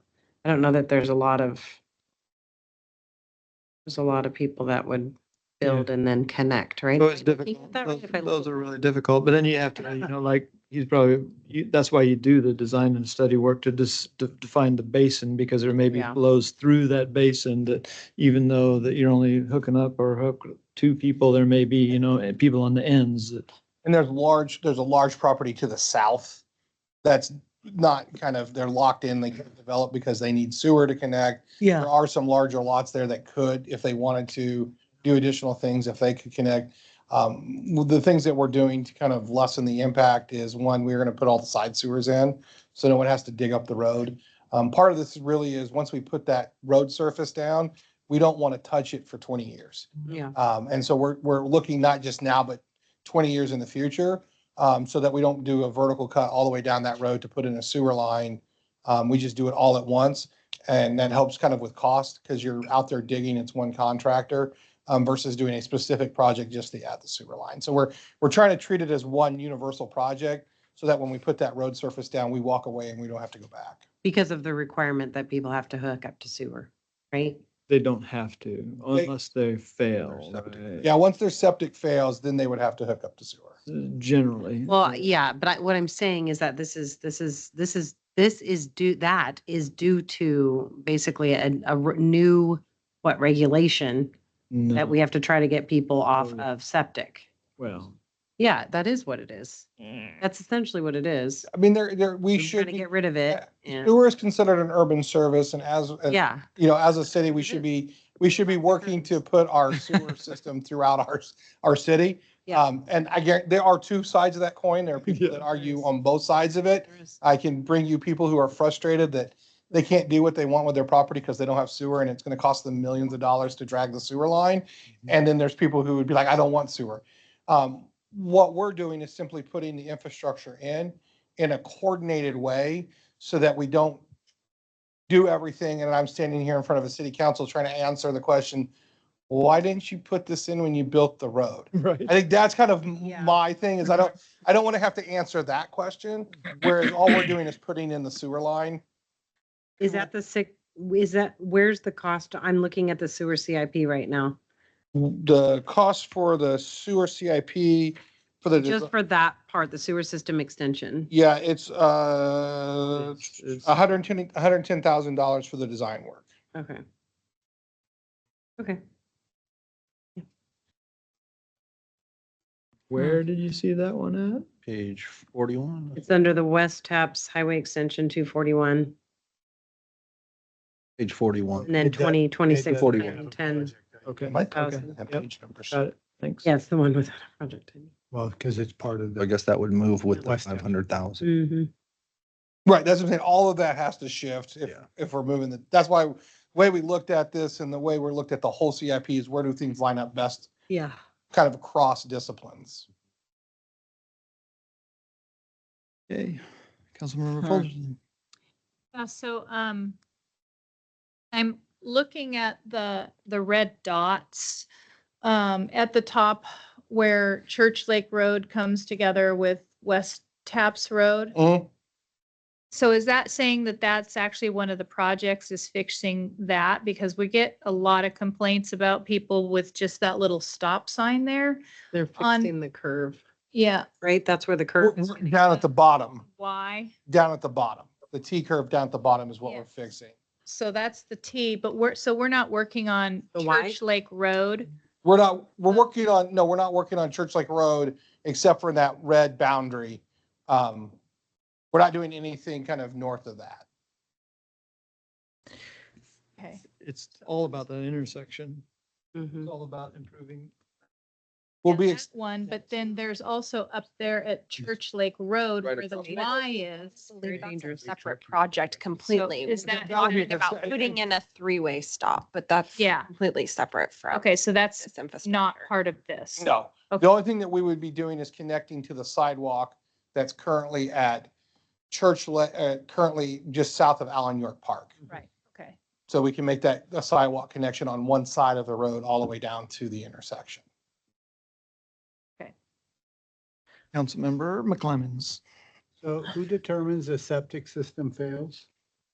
How's that determined? If it's, Great question. if it stops working and it's no longer, there's a couple of ones, the drain field can fail because it becomes oversaturated with water. You want to? We as the city do not go out and make that decision for septic. It's the Tacoma Pierce Health Department. So they're the ones that make that determination on what is considered a failing septic system. But in general, it no longer treats affluent or the influent can't infiltrate. And I think N- Councilman Rock. Yeah, you stop wanting to pay somebody to fix it. That's what. That's what I was thinking is that you call to have it pumped because it smells funny and they go, well, we'll pump it, but we really should do this, this and this. And you Uh-huh. go, oh, And you're like tired of it, and then you go, man, I wish I could hook up to the city sewer, and the city says that'll be $30,000, and you're like, wait. well, or you say, okay, I want to, to. no, can I just replace it? And they go, well, we'll go pull a permit and Bonnie Lake says, no, we Well, can't give you a yeah, permit right. for a new sewer, for a new septic system because Yeah, you have sewer available. exactly. Yeah. Mm-hmm. And then you have this fun discussion about whether you can use it and stuff like that. We actually don't make that call. Yeah, You it's don't? Pierce County Health. The Tacoma Pierce County Health Department. EPCHD. Even better. Yeah. And it's, Even and better. And so the thing though is, one thing to consider is if Tacoma Pierce County Health Department standard is if you're within 250 feet of a sewer. So those property owners that are kind of within 250 feet of our existing sewer system, if their septic fails, they're on the hook, not just to do the connection, but to extend the sewer main to connect to their houses. So this is kind of, like I said, that proactive approach. That's a little bit like, right? We have that discussion reoccurring on around that. What you just stated is correct, but the reality of what happens when it hits the city. Because, I'm talking about what Tacoma Pierce County. yeah, exactly. But, because, I'm hearing from you say it's 250 feet and yes, it's extraordinary. If it's not, it's one of those homes, you're looking at like, oh, that's $50,000 because you got to put a sewer main in and stuff like that. And that's where, Pierce County looks at it and says, well, it's a lot of nuance in that. It's, you're trying to make the point that they're going to have to spend all this money when, I think the only point we were trying to make is before we spend $1 million+ to put in a new road, we should make sure that the infrastructure under that road is also installed so that we're not tearing that road up later Right. to do it. exactly. Councilmember McClemens? When was the last time we endeavored on a project like this? We have, since I have been here, we have not had kind of a systematic approach to our CIPs. It's just been kind of projects. And there hasn't been an effort to coordinate between the different functions and divisions. Okay. I'll Yeah. object. Go ahead. Sorry. It's like we have done that repeatedly. We do that constantly. We did that in Cedarview over there, where we coordinated all the overlays and the water projects, sewer projects, sidewalk projects with dry sewer mains. Yeah, there was that one project, so I take it back, there was one. And I think Councilmember Rock, I saw her hand go up.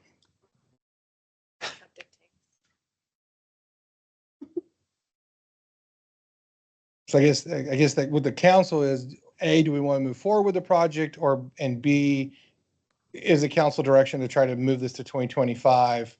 Staff recommendation is to keep it in 2026. I think we should just keep it the way that you said.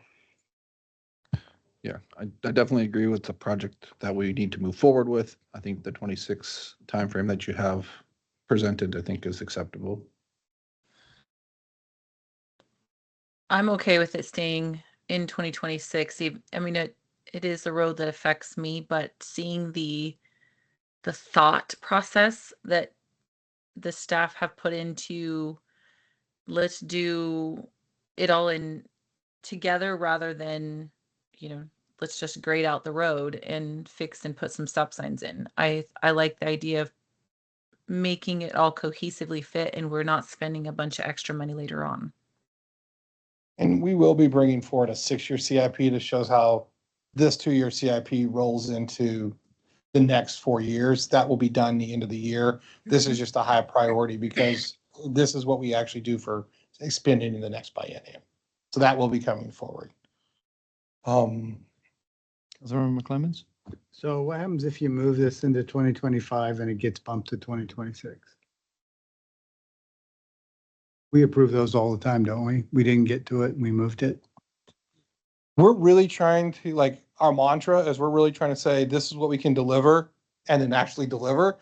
Okay. We're really trying to, I've had meetings with Jim, who's our water superintendent, Keith, who's our street superintendent, Lance, who is our sewer superintendent, Ken Gill, who's our city engineer, and then Dion Payne, who's our contracts administrator. And we really are sitting down and trying to say, instead of just throwing a bunch of projects at the council and hoping we can get to those, we're really trying to take a concerted effort to say, these are the things that we're doing. This is how we're going to get them done so that we can meet the council's objective of getting things done. I've heard that multiple times from multiple council members that we want to be the council that gets things done.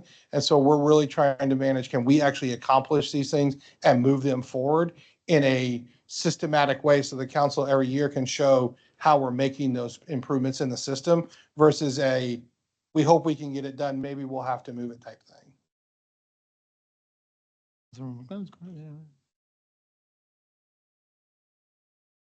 So, I'd like to understand Councilmember Swatman's or Deputy Mayor Swatman's concerns about moving it forward. I know my concern with doing some of these things is that we do it in an expedient way because we look at the recent labor negotiations that have gone on, and we know that there is a large adjustment in the economy that's coming to account for those large pay increases, right? We're talking phenomenal pay increases, 30 and 60%, right? We're going to pay for that stuff one way or the other.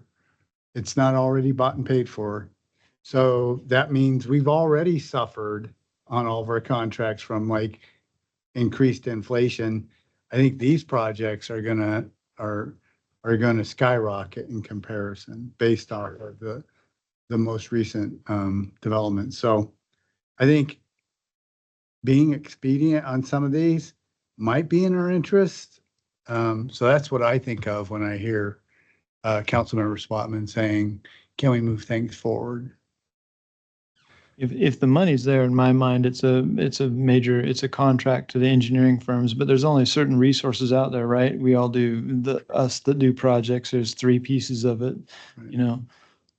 Price, time, and quality kind of thing. So, but it's external kind of issues. So I'm hearing from the council that they're happy to go with what staff's plan is, which is fantastic because they did a lot of work to lay that out. So, that's okay. I'm just saying, I've also heard many council meetings where the, council members are constantly recognizing public comment about West Taps Highway and Church Lake Road being totally inadequate for the area. So, I'm just trying to respond to constituents' requests when they talk about we need to do something. If we're only going to plan to do it in 2026, you'll be lucky to see anything done in 2027. So it'll probably be 2028. So you're talking 4 years from now before anything even changes. But that's the way it is. You got to lay them out somehow. Councilmember Baldwin. Is your reference basically just to this particular project, or are there multiple projects that you feel like need to begin more sooner? No. Or is it just this one in particular? This is the only one that really jumped out at me that Okay. I was like, hey, wait a minute. I've heard repeatedly from, again, council Yeah, members for and sure. constituents that This this is is a a dangerous pain roadway. project. Yeah. And that it's like, oh, well, staff, could lay it in 2026, fine. But, if I could be successful, because again, it's mainly a design effort. We're not really asking the city to do almost anything really at all.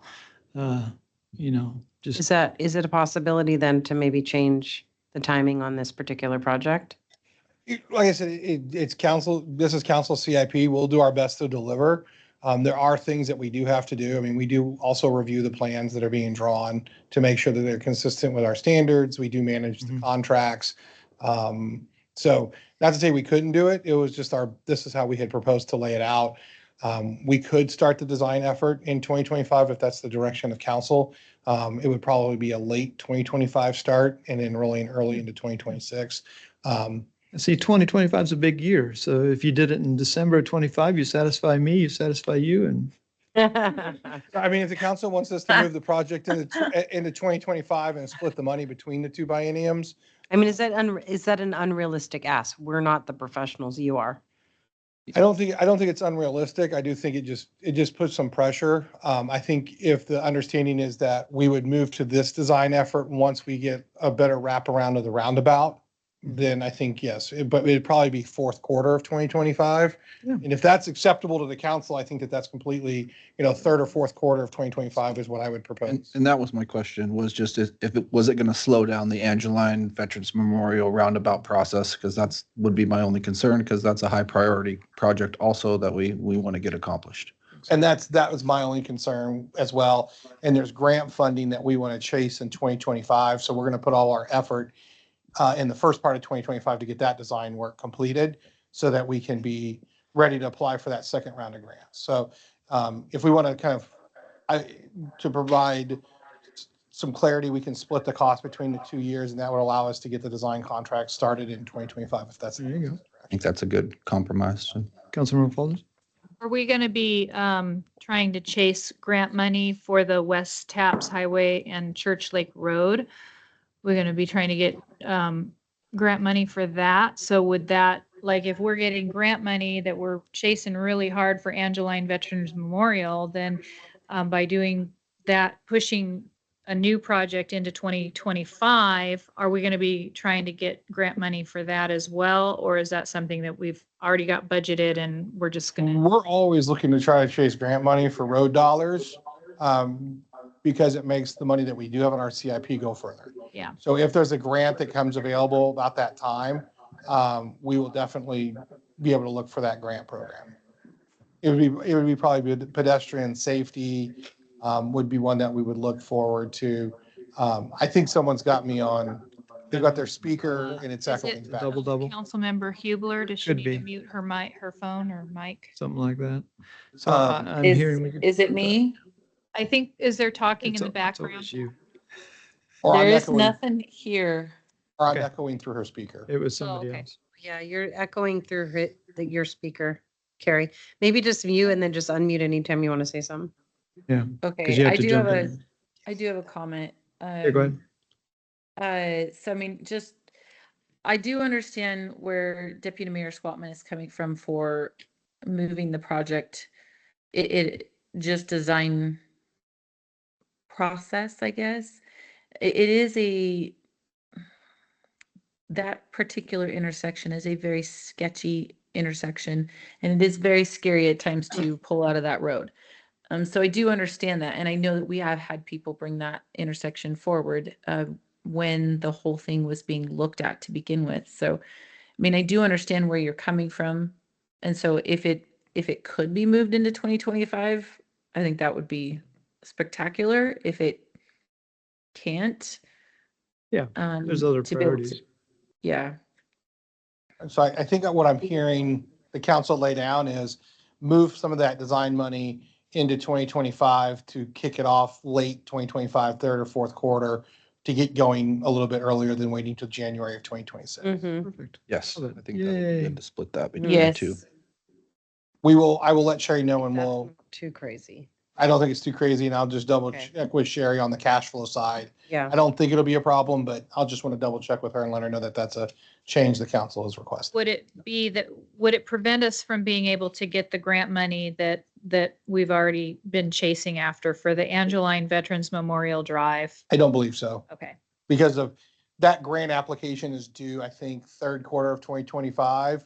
And so we would have our grant application in, and then we could shift focus to start getting the design contracts underway while we're waiting to hear for the grant. And we'll make the same change in the water CIP, the sewer CIP, and the stormwater CIP, so we don't have to have that Yeah. conversation. The next street project, of course, is the Angeline and Veterans Roundabout. We did get a grant through the Puget Sound Regional Council for over almost $600,000 to support the design effort. We are holding interviews for consultants for the design effort on October 28th, and our city engineer Ken wanted me to extend an invitation if there's a council member that would like to sit on the interview panel for the consultants. We do have spot for one council member, so if you want to and you're available during the day on November 20 or October 28th, please let me know. We have, I think, 3 or 4 consultants that have submitted requests or responses to our request for proposals, and we'll be interviewing them. Not only us, but someone from WashDOT local programs, and I believe someone from either Pierce County or Sumner is on that panel, so that we can get the best consultant selected for that project. So if you want to just get with me real quick, send me an email.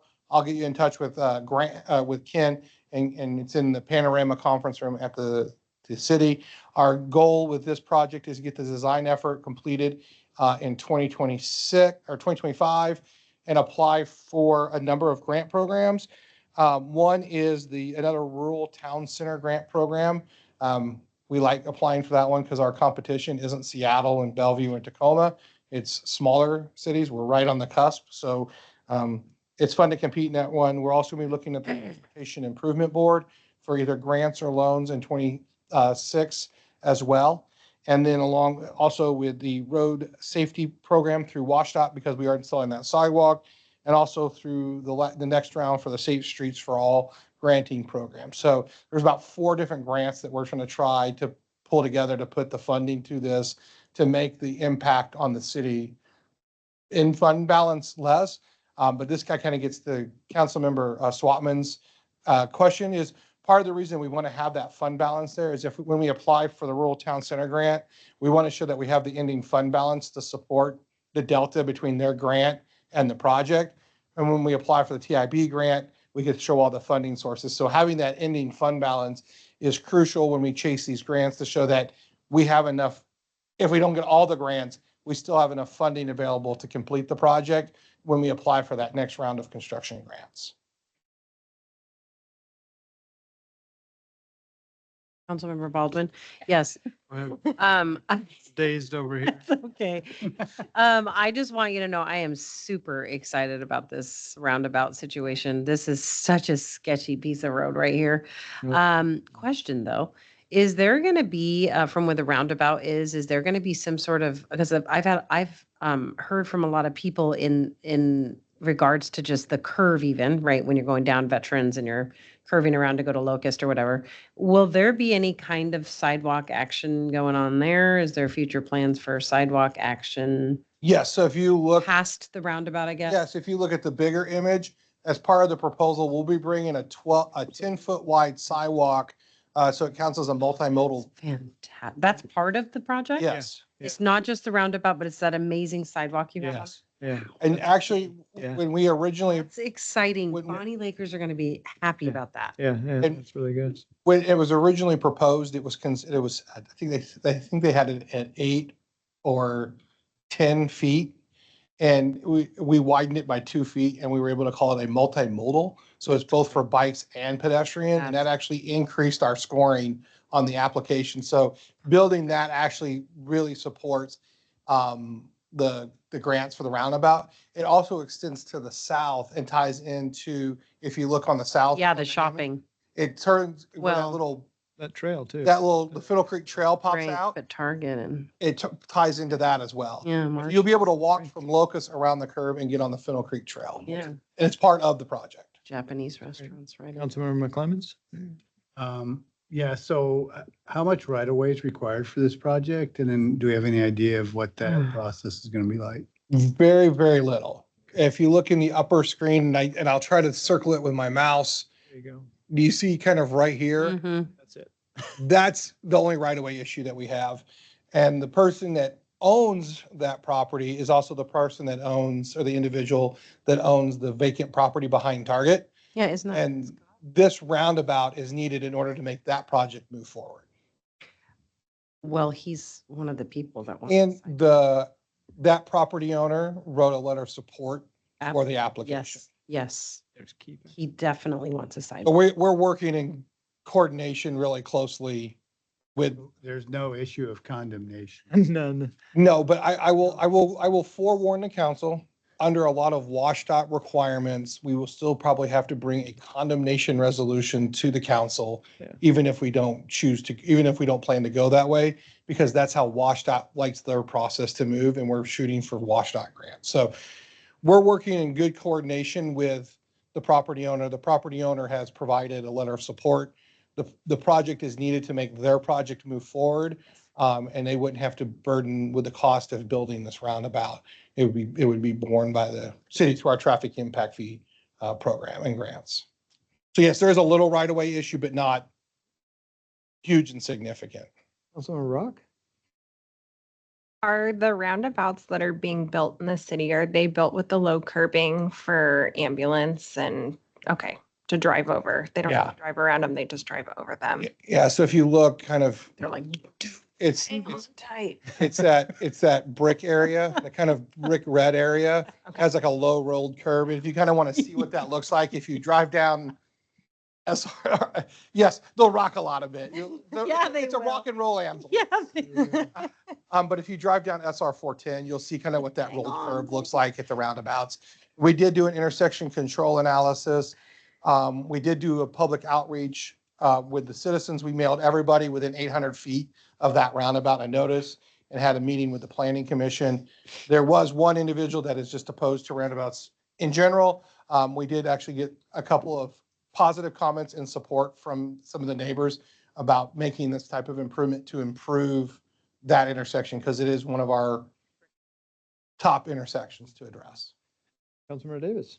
I just want to say thank you for putting this project as a priority. Connection it will bring to the Fennel Creek Trail, which was a big investment by the city, will be great, because having connected up to Locust and that sidewalk pretty much connects almost a half of the city to now safely be able to get to the Fennel Creek Trail to be able to utilize that, Mhm. which they have not been able to before, because that road is basically not somewhere you want to try to walk or push a stroller or ride a bike. So having a sidewalk to be able to go down there will greatly increase the use of a really cool feature of Bonnie Lake and that Fennel Creek Trail. So I Mhm. think that's a great project. Great. Councilmember Baldwin?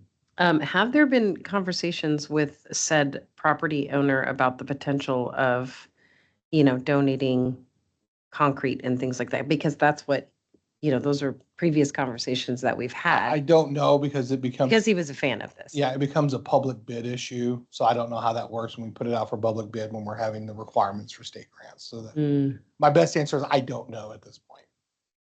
okay. Something we will investigate. We'll investigate. Yeah, that would be great, because that was definitely, he has always been a fan of this and yeah. Mhm. Multiple occasions. Multiple. Said that he would gladly Yeah. donate the Yes, concrete he for the did. sidewalk. Mm-hmm. So, Well, there's plenty of sidewalks in Bonnie Lake that can use donations. Right, yeah, exactly. We have this one in the can. We just put The stamps. previous one, if they would extend around that corner there, then you connect that half of the city all the way down to 214th. Yeah. yeah. Lots of opportunities for donation. Mhm. What time are you looking at having the city design meeting on the 28th? I want to say it's in the morning. I think like 8, I think it's like 9 o'clock to noon. I can, if you're interested, I can get with Ken tomorrow morning and get the exact dates and times. And send that out. Give you a call. Okay. So I'm sure we're okay with moving this project forward and it Yeah, sounds okay. Big fan. for sure. So the next one we kind of grouped with what we call our multimodal improvements. Multimodal just means bike and ped, the new buzzword. Yes, we have Church Lake on the map because that is the next priority project that the council set. It's the last one from the prioritization that the council did 2 years ago, maybe 3. Was it 3 years ago? So the first project up for our sidewalk improvement would be the curve around Church Lake Road. As part of the 2020, as part of the comprehensive plan update, the council will be resetting our next set of priorities. So we will know for what our sidewalk improvements will be in 2026 based on those priorities set during the comprehensive plan by the city council. It also includes our ADA improvements as part of our ADA transition plan. This could be improving ADA ramps at intersections so that they meet all current ADA standards. We know which ones need to be upgraded. This year, we did a lot of signal upgrades for the crosswalks to make sure they have the audible, walk now, don't walk now, also the signs, so they're addressing kind of our ADA issues. The other big one, and it's in the park CIP, but I think it's related to the multimodal improvements, is what we're calling, and this was in the PTRO plan, wayfinding and interpretive signage. If you were to go and stand in the middle of the Fiddle Creek Trail right now, there's not a sign anywhere that tells you, go this way for this thing, go this way for that thing. It's a quarter mile to the city hall.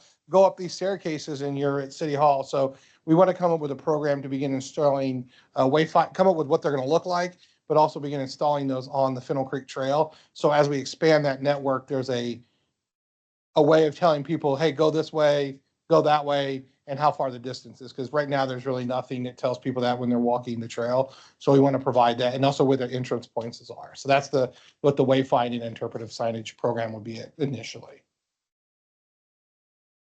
Any issues with those two? We also have the Allen York Park improvements. One of those is the parking upgrades for the Allen York Park project. This is the boat trailer parking lot. We've got it for construction in 2025. We are working through the design efforts now. That construction would probably be, we're hoping to be the summer of 2025 and have it ready by spring of 2026. Also, we have a proposal in the CIP and was also in the Parks plan to take the existing tennis courts, which there's a picture on the screen that are kind of cracked and damaged, resurface them for both tennis and pickleball. Oh, that'd be So that's a project that's scheduled for 2025 to get that update. And then also some minor ADA access and amenity improvement upgrades at the park in 2026. So I kind of broke these into what we're doing in the parks. Is there any concerns with the Allen York Park projects?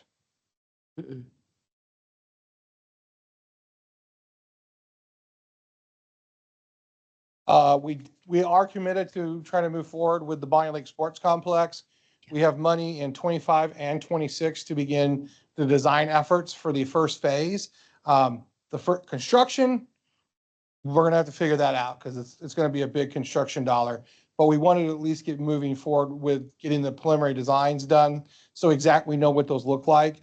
So in 25 and 26, so it'll be a late 2025 project and then completed in 2026, looking at pickleball courts, doing the design for the pickleball courts, the multi-sports fields, the restroom and the parking, kind of the area circled in red. Independent will also be reaching out to the Disc Golf Association to see if there's a way to partner with them, because they've reached out before, and also with the BMX to see if we can, as much as we can get done. But really shooting to get that design done in 25, 26, so that we can begin talking about what it looks like or phasing as we move forward into design work or construction work over the next bienniums. I have We a also question. I have a question on that one. Sorry, Jason. Oh, no. Can you hear me? Yep. I got you. So, something I brought up in finance committee is one of my big hesitations on that design is that it's taken us 25 years to get anything done. Spending money on something to design something that we have no idea how we're going to fund yet doesn't sit as well with me when there could be ways to spend that money in other projects. Just because we've had so many projects that just sit for so long, and parks have not been something that have been pushed forward. And I do want to see a park done. I would love to see a park done. I would love to see Midtown Park built, but I just I don't know if it's reasonable to spend money on design purposes, especially that amount of money, and then it's sit for another 15, 20, 25 years before it ever gets built. That would not be our approach. We're hoping to begin trying to do some construction 27 or 28, depending on how we can phase the design effort. This will also allow us to chase RCO grants for fields. We know there's a deficiency of fields. We've also have had conversations with Pierce County about partnering with them on field development, and this will allow those conversations to continue in a meaningful way. So, Councilmember Hubler, I agree, you should never do design just for design's sake, but we definitely want to move forward so we have a better understanding of the actual cost. The nice thing with these fields that we didn't have at Allen York Park is the big one is stormwater. The stormwater pond is already built. At Allen York Park, we had to build the stormwater facilities underneath the fields, which was a significant added cost. We also had significant critical area mitigation that we had to deal with at Allen York Park that we will not have to deal with at Midtown Park. So there is some cost savings because of its location. So I don't believe it will be as expensive and adjusted for inflation, because we always will have inflation cost increases. But what the hope is from the design effort, we will, or I shouldn't say the hope, the goal, the objective is then to have a phasing plan of how to build this out over the next period of time, what that looks like. I would recognize Councilmember Hubler's comment, though, also that she is very correct in identifying that the council over the years has kind of, been lax in coalescing under funding options that are available. So that's a to-do list on the council side of the world to try to coalesce on that, as we drive forward to find out what, funding options, if any, we would like to pursue, because there are several and many are political. Councilmember Davis.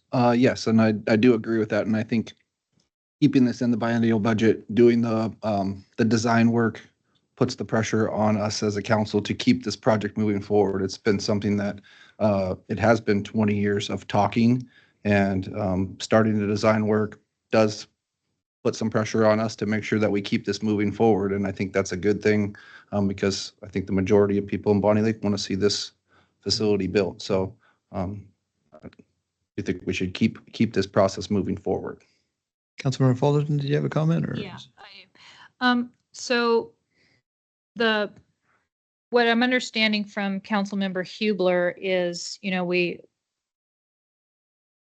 we're looking at our budget being a little bit over what it has. We've never been over before. So would moving forward in 2025 with this particular sports complex, is that going to affect the budget on the overages that we have, or is that like a totally separate area? It's a totally separate area. Okay, so we have the funds for this and it's already taken care of, like it's not gonna affect the budget. Yeah, all of the CIPs are, if you remember back to your council packet, there were all the CIP budgets, and those, they have different funding sources. So they come from basically what we call REIT 1 and 2, which is real estate excise tax, which is people selling real estate, whether it's homes or anything. And that has to be used for capital projects. The second funding source for parks is our park impact fee program. And so if you didn't do the project, it's not going to address the delta that Sherry was talking about between revenues and expenditures. None of these projects will, because they're coming out of different funding sources. For the park CIP, based on projected revenues, the current ending fund balance, and the proposed projects, the whole CIP proposed project for parks, your ending fund balance would be $1.2 million at the end of 2026 if we spent all the money that we're proposed to spend in this biennium. Okay.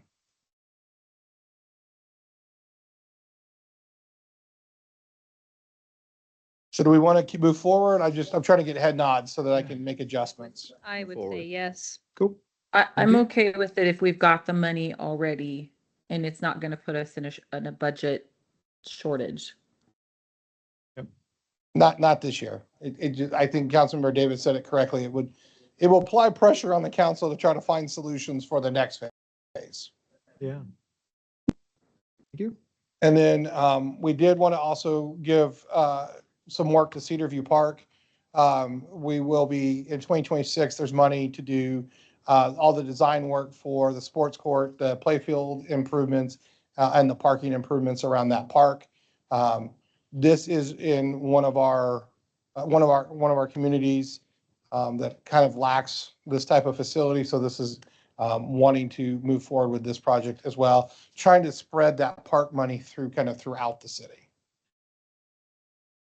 So this design does not include the spray park, which is on the diagram there. Correct. The reason the spray park is not included is in order to put a spray park in, we would have to have sewer. And there's no sewer in Cedar View at this time. So we didn't want to move forward with a design effort, not knowing when we'd actually, there's proposals to get it done, but until the sewer is actually installed, we didn't want to move forward with that design effort. Okay. So those are your park CIP projects. I didn't know if there was any concern or anything that we wanted to move or add.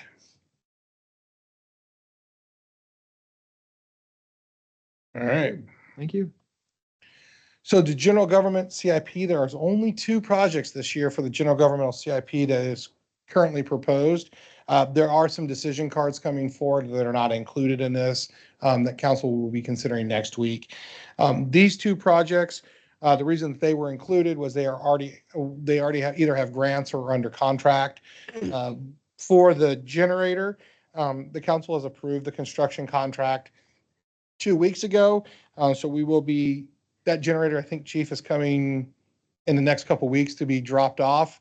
And then we will be moving forward with a construction effort to install a generator very similar to the one you see on the screen, which is the one that's out at the Public Services Building, in order to provide full power for the police station in case of emergency. Right now, the current generator doesn't do that. And as I said, it's already under contract. The senior center, we have put money in there. However, we have run into a small problem that we are trying to resolve at this time.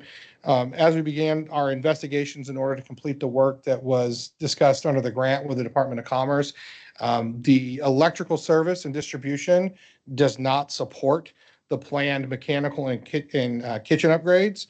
The electrical service that was installed is essentially what's installed for a single family home. So there are some pretty significant electrical upgrades that we are currently investigating to determine how we would move forward with that. We have shown, to get to my page, we have shown $600,000. I'm sorry, $750,000 in the project.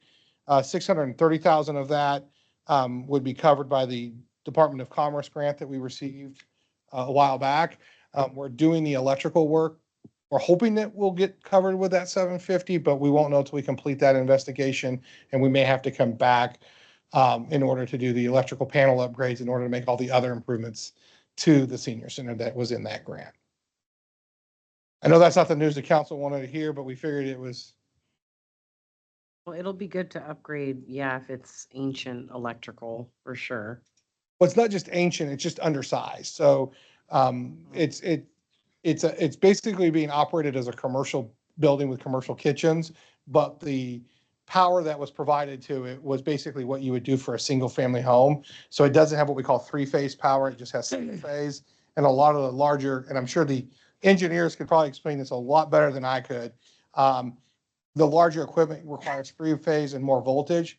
The panel's already maxed out, so we need a new electrical panel in order to provide additional outlets and capacity for the planned kitchen improvements and HVAC improvements. Oh, right. Okay. Actually, question with that. And in, the plans with this, obviously, like there's a hiccup. And so, trying to figure out around that financially, but is part of the improvement for the senior center to also get like air conditioning in there and things? I think they had complained a lot about heat and things like that in many meetings. I think there was some HVAC upgrades that were part of that, Okay. which is what's necessitating part of the electrical upgrades. Okay, because I remember we were talking a bit in a circle, what was that, a couple of years ago, in regards to what kind of system to place in there and the financial burdens. And we had talked about the units. Yeah, I'm remembering this yep. The units that you could, also attach and things like that. And part of it is the air makeup in the kitchen. Yeah. As a condition, the kitchen produces a lot of heat when they're operating the kitchen Mhm. facility. So part of that's how you get that hot air out of that. And that's part of what the electrical upgrades are needed to do in order to Okay. do that maintenance works. I think Chuck has more, because you grabbed the mic. I was just chiming in to say that yes, HVAC, heating and cooling was part of this original product. Right. It was having the consultant come in and look at everything and say, what's the best and most economical way to cool and heat this building Right. effectively, Yeah. whether that's mini splits or Right, what, or right. what it is. Okay. But we have to power all that somehow, and all that additional stuff necessitates more Gotcha. power. That's great. That sounds wonderful. But you might see us come back and ask for some more money once we get through what it's really going to cost to do the electrical work. Okay. Councilmember Fuller? Kind of out of the box question. Because we have a generator for the police department now that's not efficient for what they need it for. But is that like a super old one that couldn't be refurbished and used for maybe the senior center? Because we do have them down as a warming and cooling center in the summer and winter for emergency purposes. And also if we do have a lahar, it would be a place for people to Senior Center already has a generator on site, so it has emergency backup power in the event the grid goes down. Okay. In those types of situations. Something that the consultants need to make sure is if we change to phase 4 or phase 3, Does the old generator work? does the old generator still work, or is that something that we have to come back and say, oops? Right. Mm. Yeah. Would the one that's at the police department now be a good oops backup? That's something that we'd have to. talk Yeah, I'd have to talk to I cannot answer that tonight. Just in case. Yeah, it's Just a- it's you a- know, putting it out of the box out Mhm. there. I love the out of box. I think that's a great way to look at it and see if a way we can reuse existing infrastructure. I will definitely bring that forward to the team and see if there's ways we can look at that and see if that could be evaluated, or at least salvage the generator. For another purpose somewhere. Oh, yeah. Maybe. When we do the demolition, if we don't have the answers, we might be able to at least save it. So just for knowledge purposes, I think that grant is that state legislative grant is really actually kind of old, just to demonstrate it takes a long time to get these things through. It is. It technically should have been spent by the end of this year, Yeah. but we are constantly in communication with the legislative Yeah. granting authority. This is an appropriation. It's not a grant. It's in the state budget. And they're very good about saying, if you're showing project or progress, you're doing something, which we have been showing, we will keep this moving forward and we'll just put it into the next budget. So you don't have to completely resubmit and say this is a whole brand new project. Mhm. So long as we're doing something and we're not just, sitting on our thumbs, it will stay there with their support. But we have to show that we're doing something, and that's what we're trying to do. The challenge we've had with this appropriation was we hadn't done all the pre-work, like all the design work before we applied for the appropriation. we just came up with a list of things that we want to do at the senior center and gave that to the state, and they gave us the money, and then we started digging into All the requirements. all the requirements and how we're going to do it. Right. So we this one we kind of got out over our skis just a little bit. This is the first legislative appropriation the city has gone after. And Leslie and I heard about it and applied for it in about 3 days. So we literally just said, we think it's going to cost about this much. These are all the projects we have.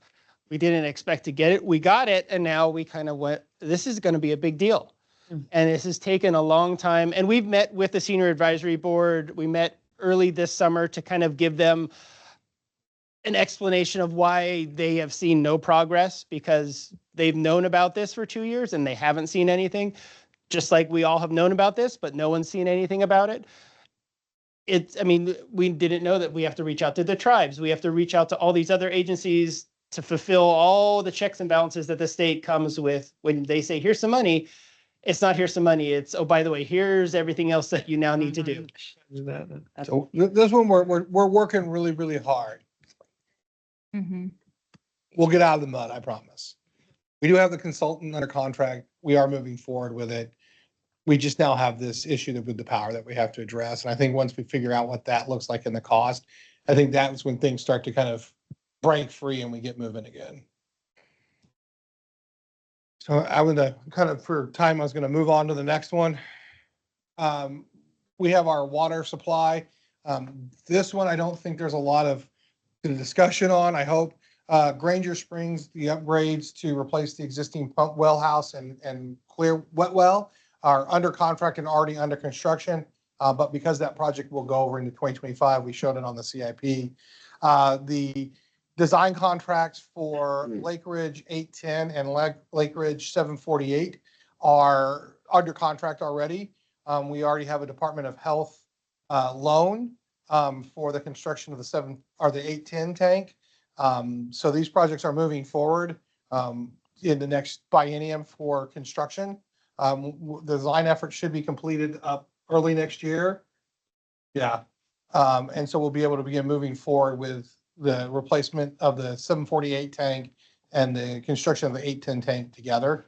The other project is the old Tacoma Point Reservoir needs to be demolished. We have built the new one. We've got the cell phone communications that we had leased out on that tower moved over to the new tower. And so what's left is to demolish that old tank that's sitting up there before it becomes a hazard and an attractive nuisance.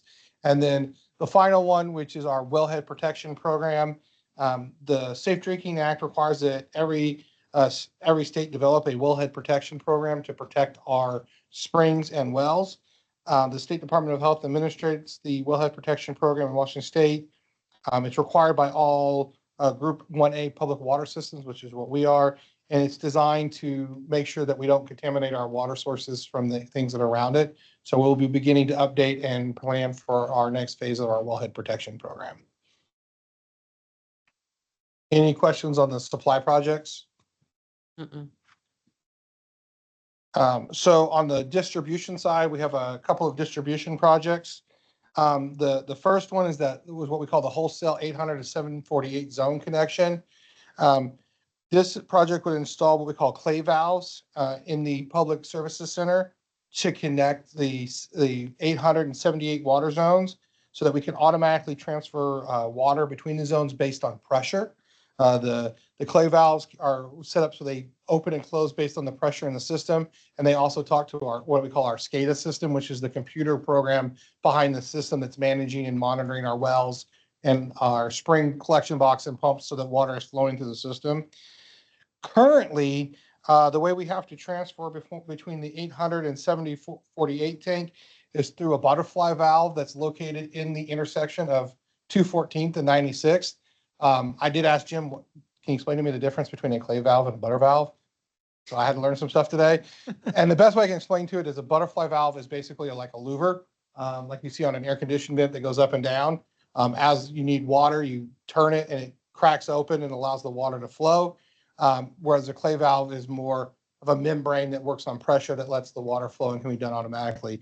So currently, when we have to transfer water between those two zones, we have to send a maintenance individual to go stand out in the middle of 214th and 96 to manually crack that valve. So we hope the position that's right to let the water flow between the two systems. They're good. They know how they can get it done, but it's not probably the best way. It also puts a lot of wear and tear on that butterfly valve that's in the street, which could cause premature failure.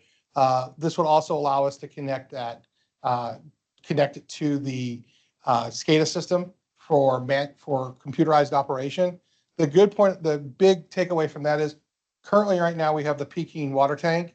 We can only fill the Peking water tank during the day when staff is there to manually watch it, because there is no system that tells the water when to shut off and when to come on.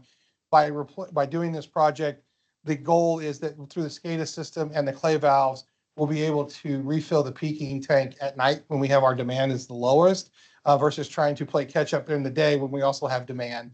So it would provide some efficiencies in our system as well. I can answer any questions before I go on, if there are, about this. The PRV project it's to replace an existing PRV vault. PRV is pressure reducing valve, and this one's over on 166. The vault is starting to fail, and the support plumbing needs to be replaced. What the PRV does is it keeps the pressure going to single family homes at no more than 80 pounds. Above that, you start to have damage to plumbing systems. So the PRVs are important to maintaining that pressure in the system. Yes, pressure is great. I love it when the pressure in the shower in the morning is really, really high. But if you have too much pressure, it can actually damage the plumbing in the house. So these pressure reducing valve stations are how we control that. And the vault is starting to fail and needs to be replaced as part of that end of life. The next project is the Fennel Creek crossing. We have a steel main that runs under Fennel Creek. It is leaking. What I mean by leaking, if you look above, you see that piece of steel main with all the little blue flags. Those are all little pinholes. And so the water from our system is leaking through that pinhole under Fennel Creek.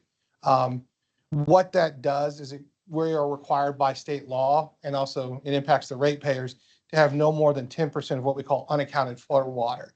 And that's water that's leaving the system that we don't know where it went. We know how much water we produced because we calculate that when it comes out of the ground, and we know how much water we sell through the meters. And what the difference between that is what we call unaccounted for water.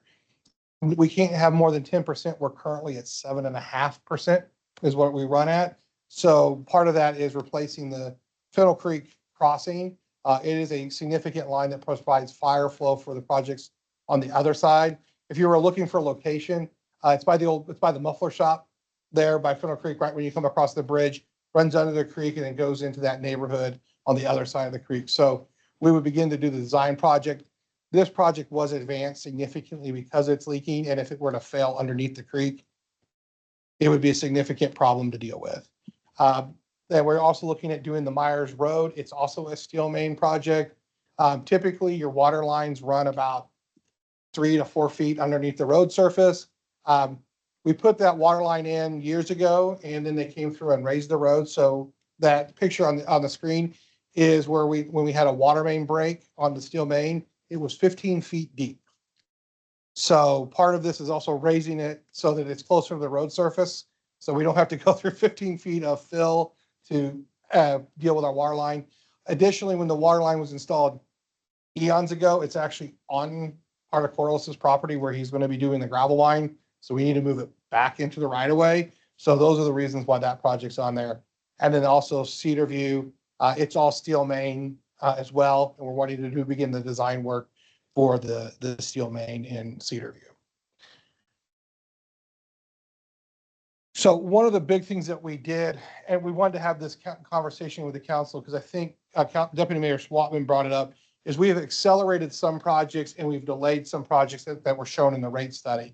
So this was our best way of trying to show this. So if you look at the column, the projects are all the projects that were in the rate study that we've proposed to move or advance.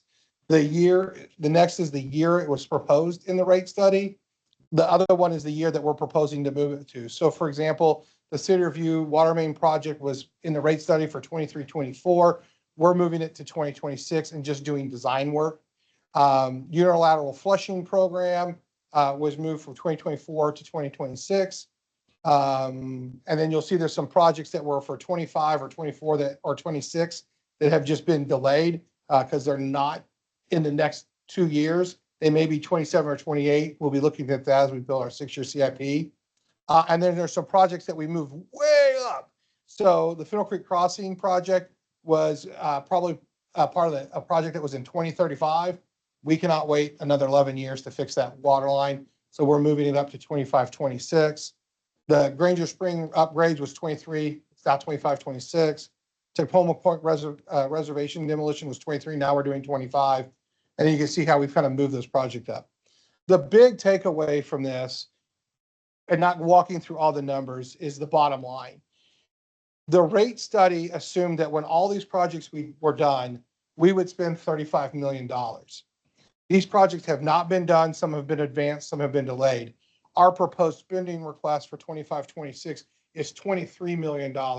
So we're 11, almost $12 million left on a spending side, less than what the rate study said we would be spending. So we're not, even though we're advancing projects and delaying projects, we're not outspending the cash flow that the rate study said that we would have. So I hope that answers the priority type question. That was really one of the things that we wanted to show the council is we have moved projects around, but that's really based on working with staff to identify the priorities now versus what they were 2 years ago and making sure that we're not outspending our cash flow that was proposed in the rate study. So I can answer any questions. There's a lot of numbers here. I didn't want to walk through each one of them, but we can answer, if there's any questions specifically, I can answer those.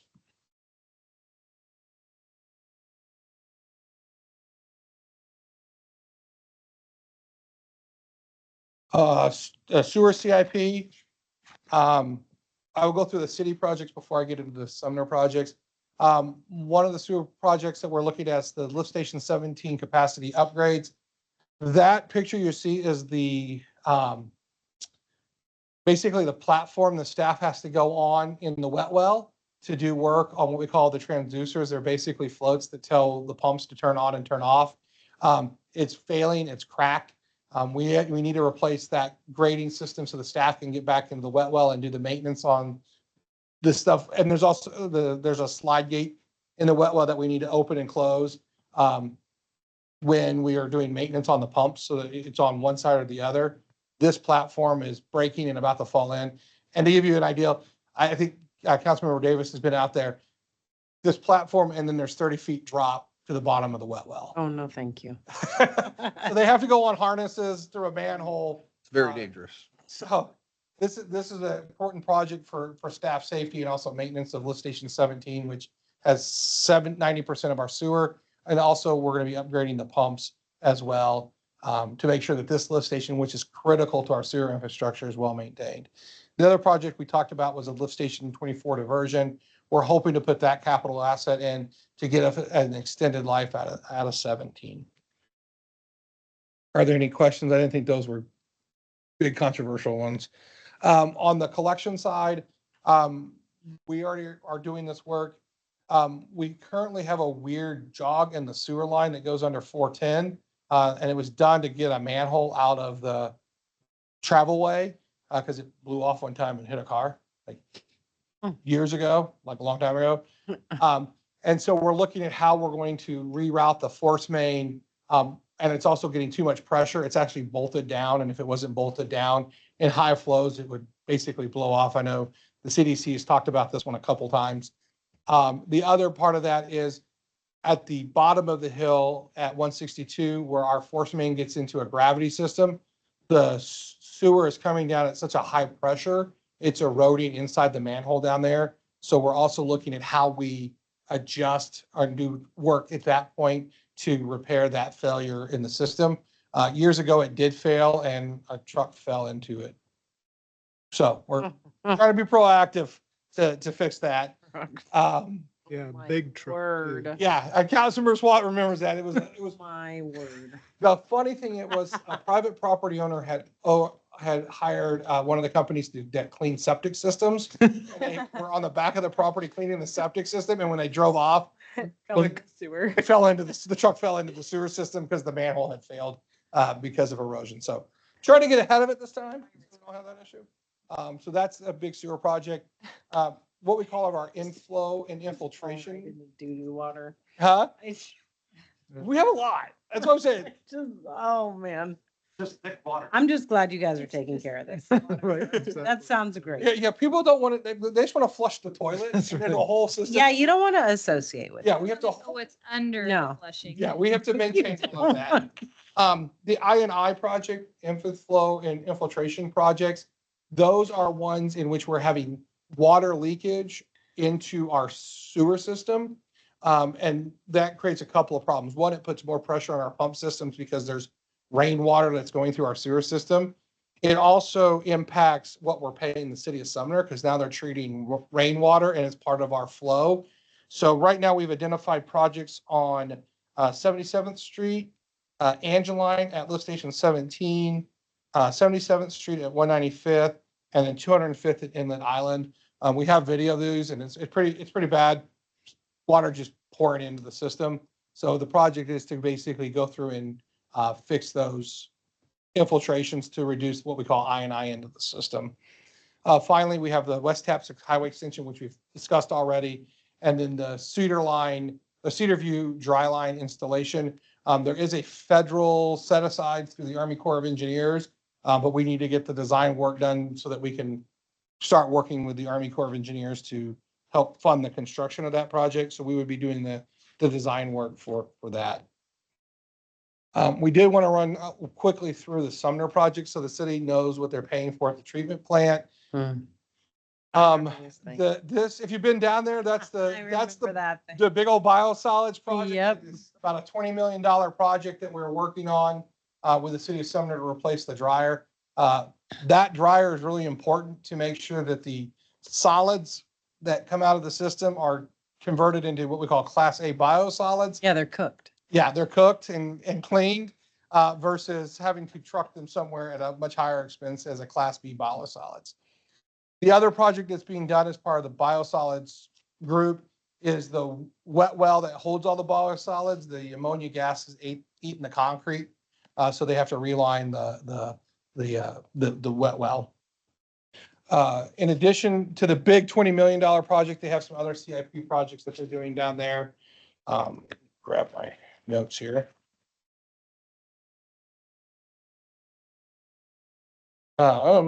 So as part of what we call the wastewater and treatment improvement plans, just a series of pumps and motors throughout the facility that need to be repaired or replaced.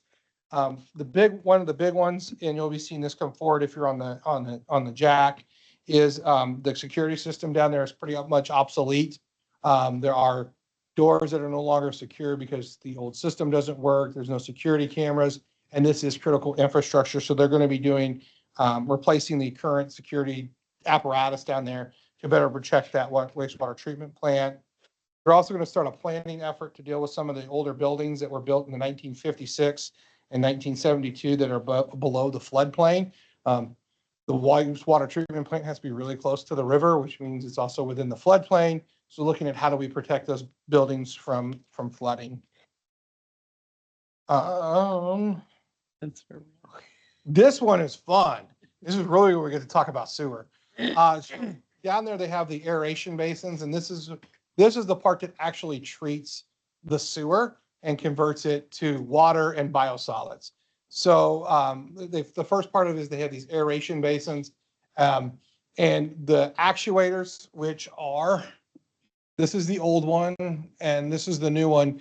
It helps control the amount of air that is in the aeration basins where the bugs are doing all of their business to break down the biosolids and break down and treat the sewer. The bugs that are in there, they deal with different oxygen levels.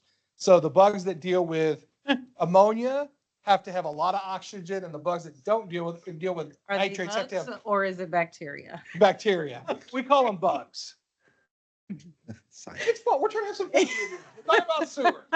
Yes, it's all The bacteria. critters in there. It's all bacteria. And so this it helps control the oxygen level in the tanks. There's also mixers because as the bacteria are doing their business, they can congregate in a central area. The mixers help keep the sludge spread out over the whole tank. They're replacing those mixers.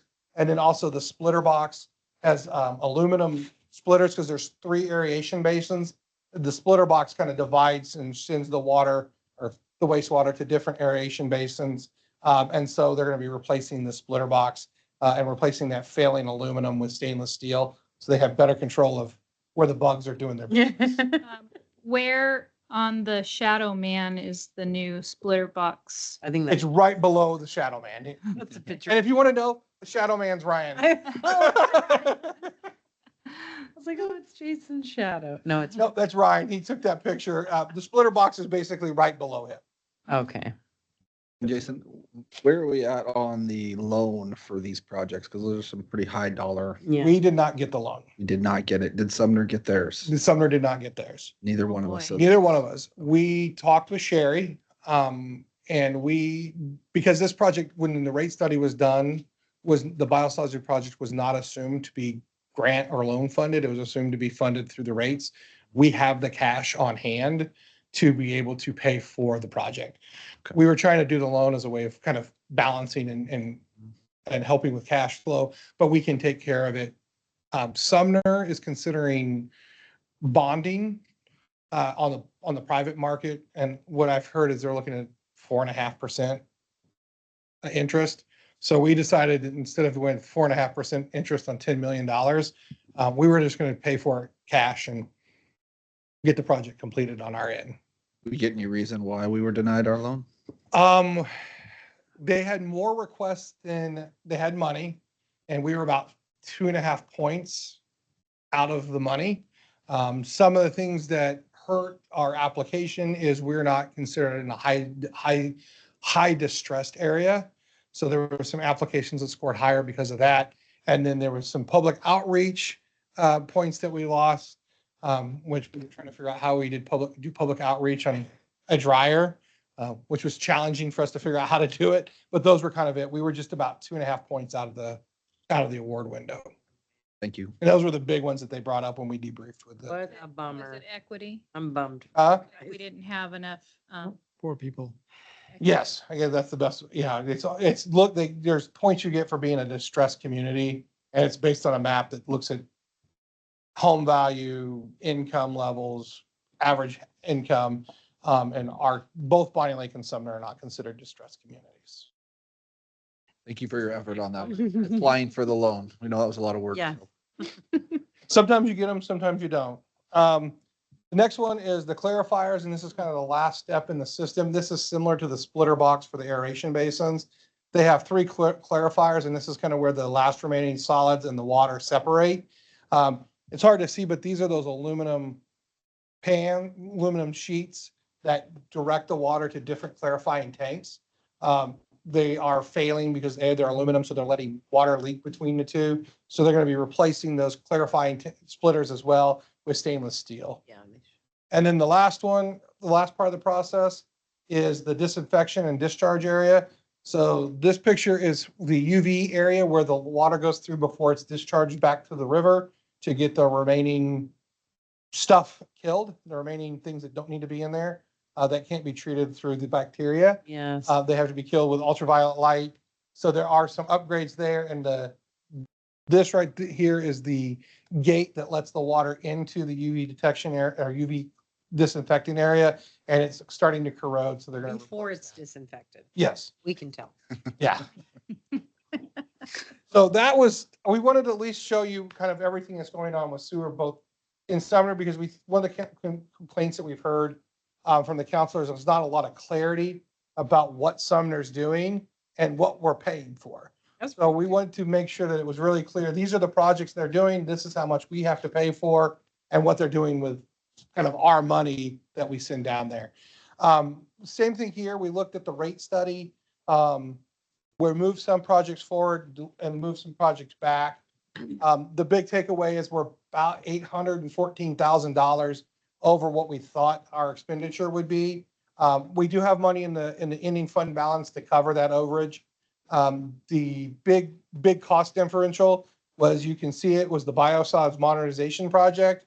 It went from, in the rate study, about 6.5 million to 10 million. So that was the big hit we took, was about a $3.2 million jump in that project cost. Was that because of Why did the inflation? I&I go down so much?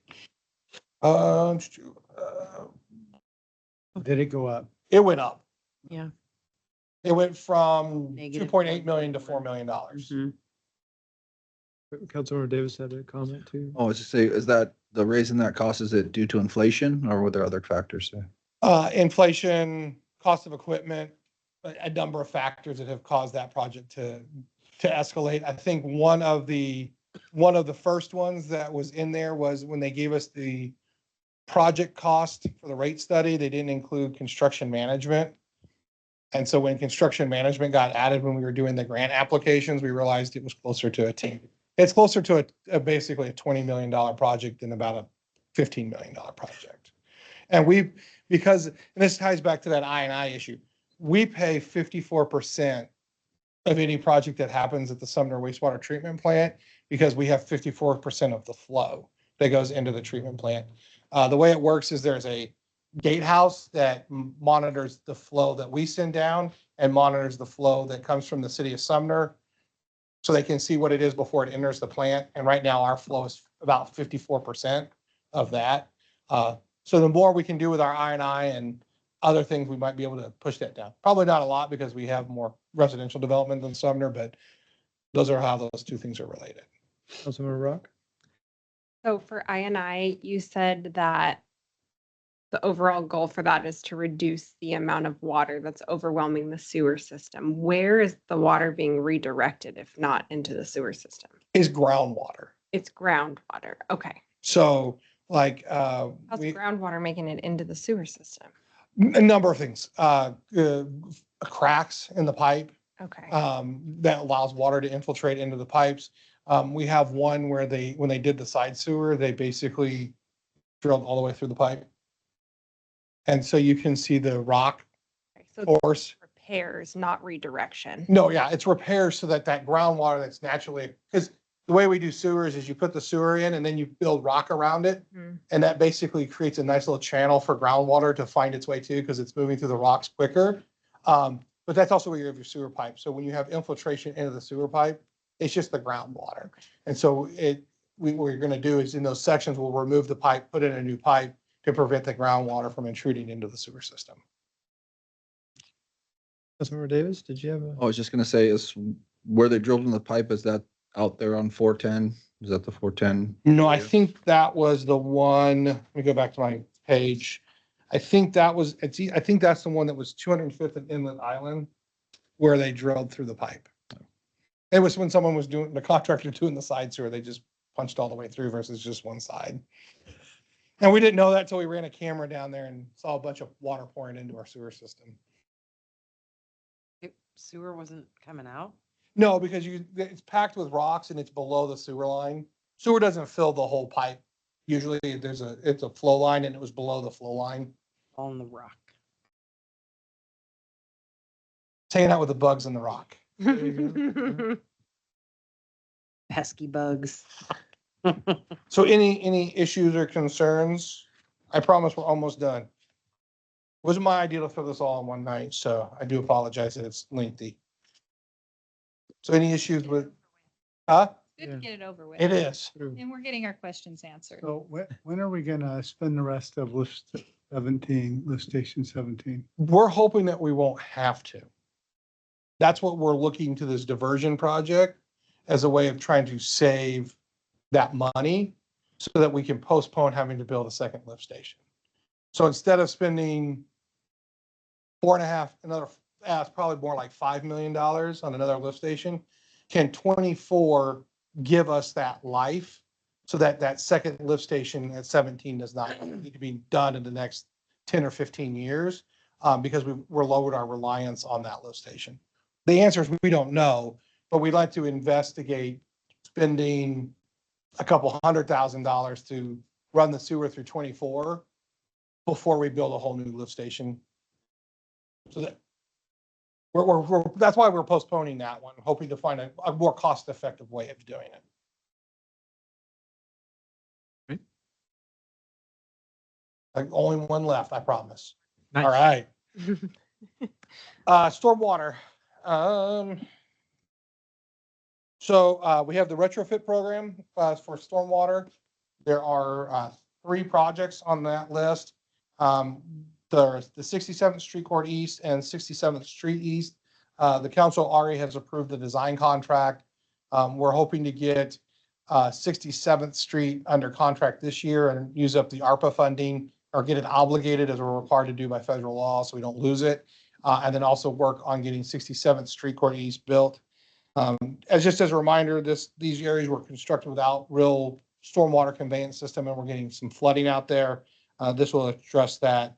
And then the other project is the West Taps Highway Basement Retro, which we already discussed as part of that corridor project. The stormwater conveyance projects, we have 2 conveyance projects. The Inlet Island this is a project the council's already approved the design contract, so we're hoping we'll be moving into construction. Right now, we have a open ditch that runs between 2 houses to take all the stormwater from the street to Lake Taps. As part of the project, we'll be putting in a pipe so that we're not impacting the neighbor's property as we flow through that channel. We'll also be installing a stream gauge on Fennel Creek right below SR 410 that will help us understand the data from the flow of Fennel Creek, looking at water quality, flow, what we call flashiness, to make sure that the water that we're dumping in upstream of that is not creating environmental damage downstream. And then the final one is a bunch of stormwater studies. We're kind of at that point. Our NPDES permit, which stands for National Pollution Discharge and Elimination System, requires that we have what we call a total maximum daily load, and that's for fecal coliform in Middle Creek. So kind of a sewer related issue. Yeah. We have a maximum level that we can have. So the first part of this project would be to establish what to monitor this and do sampling, and then also establish a reporting requirement to make sure we're not exceeding that total maximum daily load. We did get a new NPDES permit that covers 24 to 29. There's 9 requirements that we have to meet. So we'll be doing a project to identify the timelines for when we'll be completing all of those projects. The Stormwater Action Plan is a retrofit program that we were required to do as part of our NPDES permit. This contract for the SMAP will be coming to CDC on the 15th. But the work will probably be more 25, 26. But we were using ARPA money to move that project forward, so we had to get it obligated by the end of the year. And then the final one is our Stormwater Comprehensive Plan. Was one of the first things I worked on when I came to the city back in 2016. It was adopted in 2018. So it's basically at the end of its life. It's almost a decade old. So we need to update that plan and identify new projects that we need to complete throughout the city stormwater utility, which is important before we do our next rate study. Most of the projects that are in the current plan have been completed. There's only 1 or 2 large projects that have not been, and they haven't been a high enough priority for the city to complete. So that's what that is done. And then my last slide is the decant facility. As part of the Peak 410 development agreement, I didn't have a pretty picture. All I had was the site plan. This is what we call the decant facility. It's basically a big, large construction area where we can dump water or solids that have water in them. So when we do hydro excavation from street projects, or when we have to clean out manholes, sewer manholes or water or street manholes, the material is dumped here to separate the water from the solids. As part of the Peak 410 development agreement, the developer is building the lift station, doing all the pavement, road work, sewer work. We are on the hook to build the roof over the decant facility. So water CIP, sewer CIP, and the stormwater CIP will be kicking in funds to put the roof. It's basically a big tent roof like we have out in our material storage yard in the public safety building. And then lastly, planning to do the same thing with the projects. We have advanced projects. We also have added a couple of projects that weren't on here. Rate study was spending about $3.7 million. We're spending about 2.5.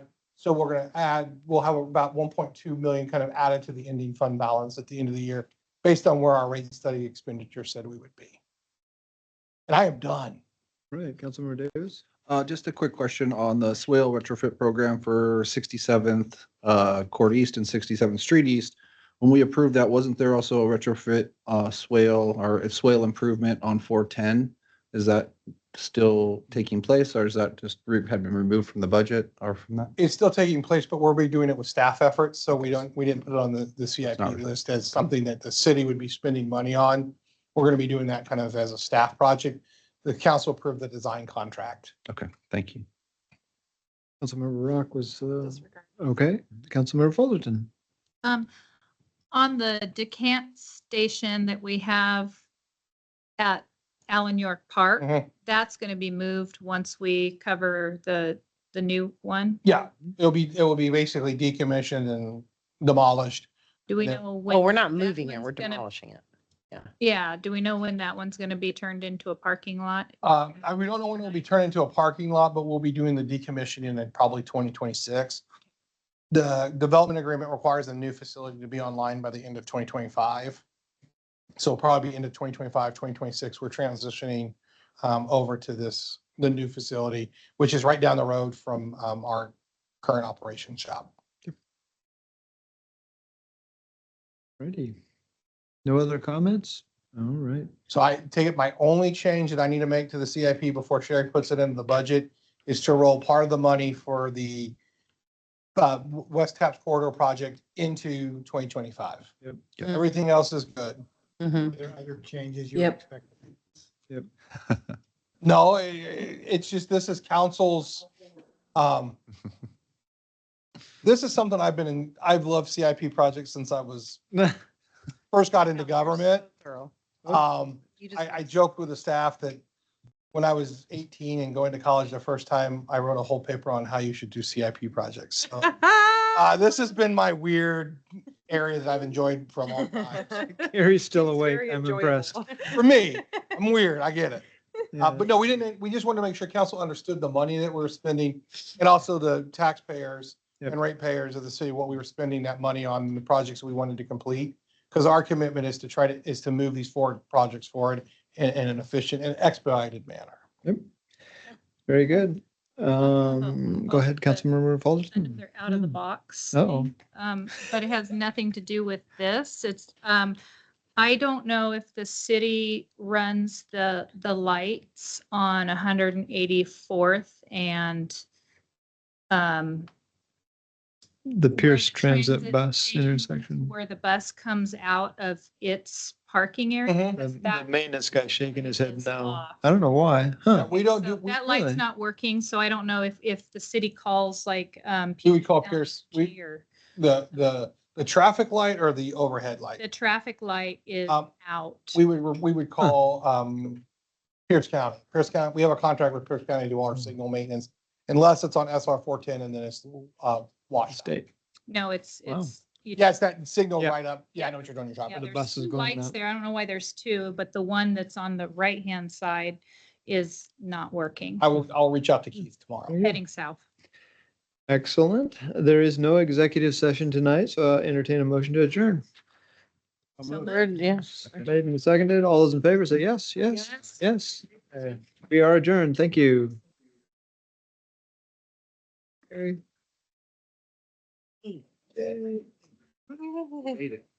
I think we'll make that work.